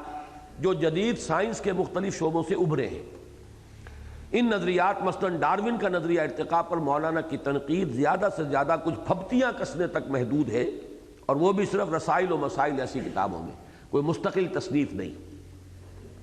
گویا کہ علم کلام کی اصل سنگلاخ وادی میں انہوں نے سرے سے قدم ہی نہیں رکھا۔ اس کے برعکس انہوں نے عمرانیات اسلام کو یعنی Islamic social sciences, economics, political science and sociology, یہ ہے سوشل سائنسز، ایک ہے فلسفہ، منطق، یا یہ کہ مابعد الطبیعات، میٹا فزکس، اس میدان میں تو قدم رکھا ہی نہیں۔ البتہ یہ کہ سوشل سائنسز کے میدان میں اس کو اپنا موضوع بنایا۔ اس کے برعکس انہوں نے عمرانیات اسلام کو اپنا اصل موضوع بنایا، اور عمرانیات کے مختلف شعبوں یعنی تمدن و اخلاق، معاشرت و معیشت اور ریاست و سیاست کے باب میں جدید نظریات جن اصطلاحات میں اور جس اسلوب و انداز سے مرتب و مدون ہوئے ہیں، انہیں کو استعمال کر کے انہوں نے اسلامی نظام زندگی کا ایک مربوط اور منضبط تصور پیش کرنے کی کوشش کی، جس میں بلا شبہ بہت حد تک کامیاب بھی ہوئے۔ اس اعتبار سے انہیں زیادہ سے زیادہ ایک عمرانی مفکر، سوشل تھنکر قرار دیا جا سکتا ہے، نہ فلسفی نہ متکلم، سوشل تھنکر۔ گویا کہ ان کی اولین، نمایاں ترین اور بنیادی اور اساسی حیثیت تو داعی کی ہے، اور اس پہلو سے وہ مولانا ابوالکلام آزاد مرحوم کی شخصیت کا معنوی تسلسل ہے۔ ثانوی حیثیت میں انہیں اسلام کا ایک جدید عمرانی مفکر بھی قرار دیا جا سکتا ہے۔ متذکرہ بالا حکمت عملی سے مولانا مودودی کو فائدے بھی بہت پہنچے، مثلا ایک یہی کہ اعتقادی و کلامی بحثوں سے احتراز کی بنا پر ایک طویل عرصے تک وہ مذہبی طبقات کی مخالفت سے بچے رہے، اور اس میدان میں قدم رکھتے ہی تکفیر و تفسیق کے جن فتووں کا سامنا ناگزیر ہوتا ہے ان سے محفوظ رہے۔ دوسرے یہ کہ ان کا یہ اوسط درجے کا فکر قوم کے درمیانی اور متوسط طبقے میں تیزی کے ساتھ پھیلا، اور اسکولوں، کالجوں اور یونیورسٹیوں سے تعلیم یافتہ بہت سے نوجوان اسلامی نظام حیات کے اس تصور کو قبول کر کے اس کے قیام کی عملی جد و جہد کے لیے آمادہ ہو گئے۔ گویا کہ ان کی تحریک اسلامی کے لیے راہ ہموار ہو گئی۔ ان نوجوانوں میں سے ایک خود میں ہوں۔ لیکن اس کے بہت سے مضر عواقب بھی ظاہر ہوئے۔ مثلا سب سے بڑا نقصان یہ ہوا کہ مذہب کا اعتقادی و تعبدی پہلو بالکل دب کر رہ گیا، اور اسلام کی بس یہی ایک حیثیت نگاہوں کے سامنے رہ گئی کہ وہ ایک نظام زندگی ہے۔ پھر چونکہ عمرانیات کے مختلف شعبوں میں سے بھی مودودی صاحب کا اصل میدان سیاسیات یعنی پولیٹیکل سائنس کا ہے، اور اسلام کے نظام زندگی میں بھی ان کی اصل نگاہ اس کے نظریہ ریاست و سیاست پر ہے، لہذا پورے دین و مذہب کی انہوں نے ایک خالص سیاسی تعبیر کر ڈالی، اور دین کا اصل جوہر یعنی عبد و معبود کا باہمی ربط و تعلق بالکل نظر انداز ہو گیا۔ اس موضوع پر اختصار کے ساتھ راقب اپنی تحریر اسلام کی نشرت ثانیہ میں بحث کی ہے، یہ ہم پڑھ چکے ہیں۔ یہی وجہ ہے کہ جماعت اسلامی سے علیحدہ ہونے والوں میں سے اکثر و بیشتر کے معاملے میں یہ صورتحال نظر آتی ہے کہ وہ مذہب کے بنیادی لوازم سے بھی آزاد ہو جاتے ہیں، یعنی ان کی مذہبیت اس تحریکیت ہی کی بنیاد پر ہے، ان کی مذہبیت کی اپنی کوئی انڈیپینڈنٹ جڑ نہیں ہے۔ تحریک سے کٹے، مذہب سے گئے، داڑیاں صاف، پہلے وہ جماعت میں تھے تو وہ بہت سی پابندیاں جو ہیں وہ تھی، باقی سب پابندیاں اب ختم۔ یہ بہت سے حوادث ایسے ہیں، اس لیے کہ وہ مذہب جو ہے وہ اپنی جڑوں پر کھڑا نہیں تھا، وہ صرف ایک تحریکی جذبے کے بل پر وہ مذہب چل رہا تھا۔ وہ مذہب کے بنیادی لوازم سے بھی آزاد ہو جاتے ہیں، حتیٰ کہ نماز روزے تک کے پابند نہیں رہتے، گویا کہ ان کا دین و مذہب کے ساتھ کل لگاؤ تحریک اسلامی ہی کی بنیاد پر قائم تھا، جو اس سے انقطاع کے ساتھ ہی منہدم ہو گیا۔ یہ میں اپنی مثال بھی عرض کر دوں کہ جس زمانے میں اختلافات شدید تھے، وہ لفظ غزل جو ہے اب میثاق میں آپ کے سامنے آ جائے گا، اس زمانے میں ایک مرتبہ ایسا ہوا کہ مولانا عبدالرحیم اشرف صاحب نے ایک نجی سی محفل میں مولانا مودودی صاحب پر کچھ استہزاء کے انداز میں فقرے چست کیے، تو میں اس سے ڈر پڑا باقاعدہ، اور بہت میں نے شدید احتجاج کیا، اور میں نے ان سے یہ کہا کہ آپ اس معاملے کو بہت لائٹلی لے رہے ہیں۔ اس لیے یہ بات تھی جو میں نے کہی، جس کے لیے اب آپ کو یہ سنا رہا ہوں۔ میں نے کہا آپ کے لیے یہ معاملہ اتنا سیریس نہیں ہے جتنا ہمارے لیے، اس لیے کہ آپ جماعت میں آنے سے پہلے بھی مولوی تھے، جماعت میں آ کے آپ نے اوپر اوور کوٹ پہن لیا تھا، اوور کوٹ اتاریں گے اندر سے مولوی پھر برآمد ہو جائے گا، لیکن ہمارا تو سارا دین و مذہب کا مسئلہ اسی جماعت کے ساتھ وابستہ ہے۔ ہمیں اندیشہ یہ ہے کہ ہم جماعت سے علیحدہ ہو جائیں تو ہمارا تو نماز روزہ نہیں رہے گا۔ یہ الفاظ ہیں میرے جو میں نے کہے تھے سو، اس لیے کہ ہماری مذہبیت ساری اس تحریک کے بل پر ہے، مذہب کی طرف آئے ہی اس راستے سے، تو یہ جو اس قدر سیریس ہمارے لیے معاملہ ہے وہ شاید آپ اس لیے لائٹلی لے رہے ہیں۔ خیر انہوں نے جواب دیا کہ اصل میں ہم چونکہ ایک عرصے سے یہ چیزیں دیکھ رہے ہیں تو وہ صدمے کی کیفیت سے ہم گزر چکے، آپ کے لیے اب یہ چیزیں نئی ہیں تو آپ صدمے کی کیفیت محسوس کر رہے ہیں، لیکن بہرحال میرا جملہ یہ تھا کہ یہ فرق ہے میرے اور آپ کے مابین۔ آپ پہلے بھی مولوی تھے، مذہبی آدمی تھے، آپ ذرا مرصع مسجع قسم کے مولوی ہو گئے، جماعت اسلامی نے میں آئے تو پھر اچکن بھی پہننی شروع کر دی، پہلے وہ اچکن نہیں ہوتی تھی، لیکن اب یہ ہے کہ وہ اچکن اتر جائے گی، تب بھی بہرحال اندر سے وہی عالم جو ہے اور ایک مولوی برآمد ہو جائے گا۔ لیکن اکثر و بیشتر نوجوان جو آئے تھے یونیورسٹیوں سے، کالجوں سے، ان کا معاملہ یہ نہیں تھا، ان کا وہ نماز روزے کے ساتھ ربط و تعلق در حقیقت اس انقلابی فکر کے ساتھ مربوط تھا۔ اب جب انقلابی جد و جہد سے آدمی دستکش ہوتا ہے تو انقلابی فکر جو ہے ودرز اوے، سوکھ گئی، جڑی نہیں رہی، اس کے ساتھ نماز روزہ بھی صاف، اور یہی ہے جو ہوا۔ اب اس وقت میرے ہی ساتھ بالکل علیحدہ ہونے والے ارشاد احمد حقانی صاحب ہیں، ان کے چہرے پر داڑھی مزین تھی بہت، لیکن یہ کہ اب جو ہے ان کا معاملہ بالکل مختلف ہو چکا ہے، اور بھی بہت مثالیں ہیں۔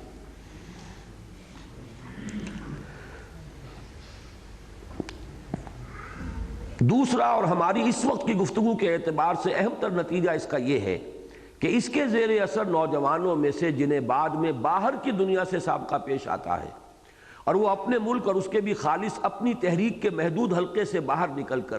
یورپ کی یونیورسٹیوں میں پہنچتے ہیں اور وہاں مغرب کے اصل فکر سے براہ راست ان کا سامنا ہوتا ہے، تو ایسی بہت سی مثالیں موجود ہیں کہ ان کا سابق اسلامی فکر ریت کے کچے گھرونوں کی طرح جواب دے جاتا ہے، اور وہ ریب اور تشکک کا شکار ہو کر بعض اوقات بے دینی اور الحاد تک جا پہنچتے ہیں۔ یہ صورتحال عموماً نسبتاً ذہین تر نوجوانوں کے ساتھ پیش آتی ہے، اور جماعت اسلامی سے قریب کا تعلق رکھنے والے لوگوں کو بخوبی علم ہے کہ اس طرح کے حادثوں، کیجوالٹیز کی مثالیں بہت عام ہیں، اس لیے کہ وہ اس دور کی جو اصل فلسفیانہ اور فکری سطح ہے اس پر تو وہ انہیں فکر نہیں ملا ہے اسلام کا جوابی فکر جو مطمئن کرے، وہ تو ایک سوشل تھاٹ ہے اسلام کا، سیاسی نظام اسلام کا، سیاسی معاشرتی نظام، تو یہ تو نہیں وہاں جب جا کر انہیں اصل فلسفیانہ خیالات اور نظریات سے جب مقابلہ ہوتا ہے تو وہ کچے گھروندے ثابت ہوتے۔ اسی کا ایک شاخسانہ یہ بھی ہے کہ چونکہ یہ مذہبی فکر کسی پختہ اور محکم فلسفیانہ اساس پر قائم نہیں، لہذا اس میں نمو اور ترقی کی صلاحیتیں بھی مفقود ہیں۔ چنانچہ جماعت اسلامی کے حلقے کے جرائد کو دیکھ لیجئے یا نئی مطبوعات کو، یہ بھی اس دور کی بات ہے جب یہ جرائد بہت چھپتے تھے اور بہت ان کی شان و شوکت تھی، اب تو وہ بھی ختم ہوئے، ترجمان نہ ہونے کے برابر ہے، اور کون سا پرچہ ہے، اب تو کوئی خاص پرچہ ہے ہی نہیں، اب تو ڈائجسٹوں کا دور ہے بس۔ جی تکبیر ہے، ڈائجسٹ ہے، جب تکبیر بہرحال جماعت اسلامی کا تو نہیں۔ حتیٰ کہ ان کے قائم کردہ ریسرچ کے اداروں تک سے جو چیزیں شائع ہو رہی ہیں ان میں بس صرف دو ہی چیزیں نظر آئیں گی، یا تو فرمودات ماؤ زیتونگ کی طرح فرمودات مودودی کی تشریح و توضیح، اور یا پھر خالص جماعتی اور تحریکی پروپیگنڈا۔ اس میں اگر کوئی اضافہ پچھلے چند سالوں سے ہوا ہے تو صرف یہ کہ الاخوان المسلمون کے اہل قلم کی نگارشات اور ان کی تحریک اور شرق اوسط کے عام حالات پر معلوماتی مضامین بھی مل جاتے ہیں، اور بس۔ الغرض قدیم و جدید کا جو امتزاج سید ابو العالیٰ مودودی اور ان کی جماعت کے ذریعے ہوا، واقعہ یہ ہے کہ وہ بہت سطحی ہے، اور اس نئے پیوند کی اپنی مستقل جڑ کوئی نہیں، لہذا نہ صرف یہ کہ اس کے نشو و نما اور بڑھنے اور پھلنے پھولنے کا کوئی امکان نہیں، بلکہ اس کا بقاء و وجود بھی بہت مشتبہ ہے۔ دو چیزوں کا میں اضافہ کر دوں کہ مولانا کا جہاں تک پولیٹیکل تھاٹ ہے، میں اب بھی آج کی تاریخ تک بھی، یعنی اس تحریر کے 22 برس بعد یا 21 برس بعد بھی، میں یہ کہہ رہا ہوں کہ میں انہیں اس دور کا سب سے بڑا مسلم پولیٹیکل سائنٹسٹ سمجھتا ہوں۔ البتہ معاشی میدان میں ان کی بات پیچھے رہ گئی۔ انہوں نے جو نقد کا سود ہے، یعنی جسے ہم سود کہتے ہیں، ربا، اس کو تو ٹھیک پہچانا اور کنڈم کیا، لیکن زمین کا سود جو ہے اس کو نہیں پہچان پائے، اور جاگیردارانہ ماحول میں جو پرورش پائی تھی انہوں نے، حیدرآباد دکن کے اندر پرورش پائی تھی ریاست کے ماحول میں، اور پھر چونکہ ہمارے اس وقت کے مذہبی طبقات جو ہیں اس میں حنفی فقہ جو ہے وہ بھی چل رہی ہے، صاحبین کے فتوے پر کہ مزارعت جائز ہے، وہ امام ابو حنیفہ اور امام مالک کا فتویٰ اپنی جگہ پر ہوا کرے، لیکن یہ کہ صاحبین کا فتویٰ جائز ہے شرائط کے ساتھ، اور ادھر اہل حدیث بھی چونکہ امام بخاری کے فتوے پر چل رہے ہیں اور انہوں نے بھی جائز کا فتویٰ دیا ہے، لہذا اس کی وجہ سے ان کی جو فکر ہے اس میدان کے اندر ٹھٹر کر رہ گئی، اور وہ نہیں پہنچ سکی ہے اس جگہ تک کہ جہاں اسے پہنچنا چاہیے تھا۔ تیسری بات ہوتی ہے سماجی نظام۔ اس میں مولانا مودودی کی کتاب پردہ بڑی مارکت الآراء تھی، اور واقعہ یہ کہ اس دور میں جماعت اسلامی کے حلقے نے اور اس کے حلقہ خواتین نے پردہ اور برقعے کا التزام وغیرہ جو ہے اس میں بڑی اعلیٰ مثالیں قائم کی ہیں اور کام بھی کیا ہے۔ ان کا حلقہ متحرک بھی ہے، کام بھی کرتے ہیں، لیکن برقع اور پردہ جو ہے اس کا بھی پورا التزام ہے۔ لیکن اب نئی خبر جو آئی ہے وہ بڑی اس اعتبار سے مایوس کن ہے کہ وہ خبر اخبار میں یہ آئی تھی کہ اب جماعت میں جو ایک خاص طور پر ایک ادارہ بنایا گیا ہے، ایک باڈی بنائی گئی ہے جو سوچے کہ ہم اپنے معمولات کے اندر کچھ تبدیلی کریں اور زمانے کے ساتھ چلنے کی کوشش ہونی چاہیے۔ تو اس میں ایک یہ بھی ہے، ایک تو یہ کہ اس دفعہ سالانہ اجتماع میں انہوں نے وہ کیسٹس بہت بجائے ہیں، جو آج کل ان کے جو کچھ وہ پبلسٹی کے کیسٹس بنے ہیں، وہ گانے اور ترانے جو ہیں، یہ بھی جماعت کی سابقہ روایت سے بہت ہی ہٹ کر ایک بات تھی۔ اور دوسرا یہ کہ اب یہ طے ہو رہا ہے، یہ خیال ظاہر ہو رہا ہے کہ چہرے کے پردے کو ہم خارج کر دیں پردے کی فہرست سے، اور وہ جو اکثر مسلمان ممالک میں یہ خیال ہے اس وقت، ترکی ہو، ترکی میں تو خیر پردہ کسی شے کا بھی نہیں، وہ تو سر کے اوپر بھی کپڑا رکھنا جو ہے وہاں مشکل ہے، لیکن باقی جو دینی حلقے بھی ہیں، ایران میں بھی مثلا پردہ جس نوعیت کا ہے کہ چہرے کا پردہ نہیں ہے، باقی یہ کہ عورت ڈھکی ہوئی ہو، جسم اس کا کسی چادر میں لپٹا ہوا ہو تو یہ کفایت کر جاتا ہے۔ تو مودودی صاحب اگرچہ شدت کے ساتھ اس رائے کے حامل تھے کہ چہرے کا پردہ ضروری ہے، لیکن یہ کہ اس میں بھی کچھ تھوڑی بہت انہوں نے تفہیم میں بہت دیر میں بعد میں بعض چیزیں ایسی درج کر دی تھی کہ جس میں کچھ گنجائش نکلتی تھی نرمی کی، اور اب جماعت یہ سوچ رہی ہے کہ اس معاملے میں وہ معمولاً جو ہے اب اس کو اپنے اسی پردے کو اپنائے بجائے اس پرانے آرتھوڈاکس پردے کے، برقعے والا اور چہرے کا بھی پردہ نقاب، اس کی ایک تردید اخبار میں آئی ہے جماعت کی طرف سے اس خبر کی،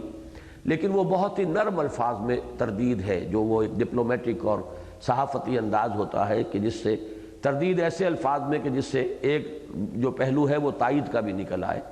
تو یہ میں نے سمجھا ہے، جہاں تک میں سمجھا ہوں اللہ عالم، تو یہ بھی در حقیقت وہی کہ وہ دین کی جڑ پختہ نہیں ہوگی تو گویا کہ وہ جہاں تک آپ آگے بڑھیں گے پھر حالات کا تقاضا آپ کو مجبور کرے گا، اور وہ چونکہ اساس مستحکم نہیں، لہذا وہ فکر اور وہ خیال جو ہے وہ پھر حالات کے رحم و کرم پر ہوگا۔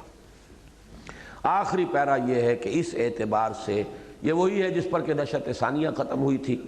اس اعتبار سے ہمارے نزدیک بر صغیر کی اہم ترین شخصیت علامہ اقبال کی ہے،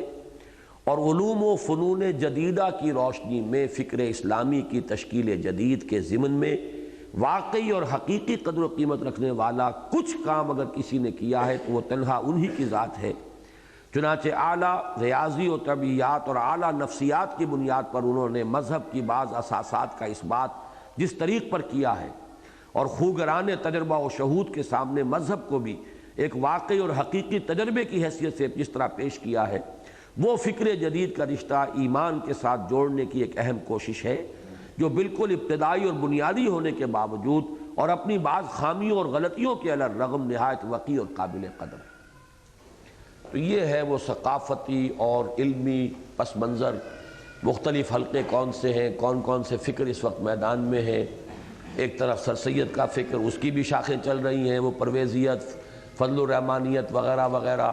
ایک طرف علماء کرام کے حلقے ہیں۔ اچھا، اس میں جو بات میں کہنا چاہتا تھا وہ نوٹ کر لیجئے کہ میں نے کیوں زور دیا تھا اتنا کہ یہ جو ماتریدی اور اشعری عقائد ہیں، یہ نہیں کہا جا سکتا کہ اس میں بھی ایمان کے حقائق کو بتمام و کمال سمویا جا سکا ہے۔ یہ بھی ایک خاص وقت کے فلسفہ اور منطق کی متداول اصطلاحات میں کوشش کی گئی ہے میکسیمم صحیح ترین لا کر۔ اب یہ لوگ اس پر جم گئے ہیں، حالانکہ یہ بھی اوریجنل قرآن و حدیث کی چیزیں نہیں ہیں، یہ بھی تو ایک خاص دور کے فلسفہ اور منطق کے پیمانوں میں وہ اس کو پیش کیا گیا تھا۔ اب اگر ضرورت ہے تو در حقیقت اس کے سلسلے میں بھی ایک اجتہادی جد و جہد کی ضرورت ہے کہ اب وہ فلسفہ، جیسا کہ مولانا شبلی نے تو کہہ دیا کہ کوئی بات نہیں، لیکن حقیقت میں بہت بڑی بات ہے، یہ سائنٹیفک ریشنلزم ہے کہ جو ابھر کر آیا ہے اب، اور اس کے ذریعے سے فکر انسانی جو ہے وہ ایک رخ کے اوپر پڑ رہا ہے اور دوڑ رہا ہے، بھاگ رہا ہے۔ اس کے لیے ظاہر بات ہے کہ اب وہ اصطلاحات جو ہیں وہ تو آبسولیٹ ہو چکی، ان کا تو زمانہ گزر گیا۔ اب تو جدید اصطلاحات کے اندر ہمیں ایمانی حقائق کو اثر نو پیش کرنا ہوگا۔ سبحانک اللہم و بحمدک نشہد ان لا الہ الا انت نستغفرک و نتوب الیک۔ اللہ کا شکر ہے کہ 1.5 گھنٹے کے اندر اندر ہم فارغ ہو گئے۔ اب یہ سمجھ لیجئے کہ ہمارا یہ فکر کا مسئلہ جو ہے، آپ لوگ بھی کافی متفکر ہو گئے ہوں گے اور پریشان ہو گئے ہوں گے۔ مفکر اگر نہ بنے تو متفکر تو بن ہی جائیں گے نا۔ اب کل سے ہماری گفتگو خالص دینی اور ٹھیٹھ اصولی جو دینی باتیں ہیں ان پر ہے 2 دن، تنظیم کے مقاصد، ہدف، اور پھر یہ کہ ہمارا تنظیمی ڈھانچہ، اس پر گفتگو۔ اس کے لیے یہ ہے کہ یوں سمجھیے کہ وہ جو ہم نے 6 صفحے پڑھے تھے بدء اسلام میں، اسلام کی 2 عظیم ترین حقیقتیں، اب وہاں سے جوڑ ملا کر ہماری جو بقیہ 2 دن کی گفتگو ہے وہ در حقیقت اسی کے حوالے سے اب آگے چلے گی۔ یہ فکر اور فلسفے اور خیالات اور نظریات اور یہ علم کلام اور اس کے 2 دور اور عقل اور نقل اور اس کی کشمکش اور علی گڑھ اور دیوبند اور اس کے تصادم اور یہ سیاست اور سیاسی جو بھی مختلف مراحل اور مسائل اور سوشل تھاٹ، یہ ساری چیزیں ضروری ہیں، اہم ہیں۔ یہ نہ سمجھیے کہ یہ irrelevant ہے۔ ان میں سے ہر شے اگر واقعتاً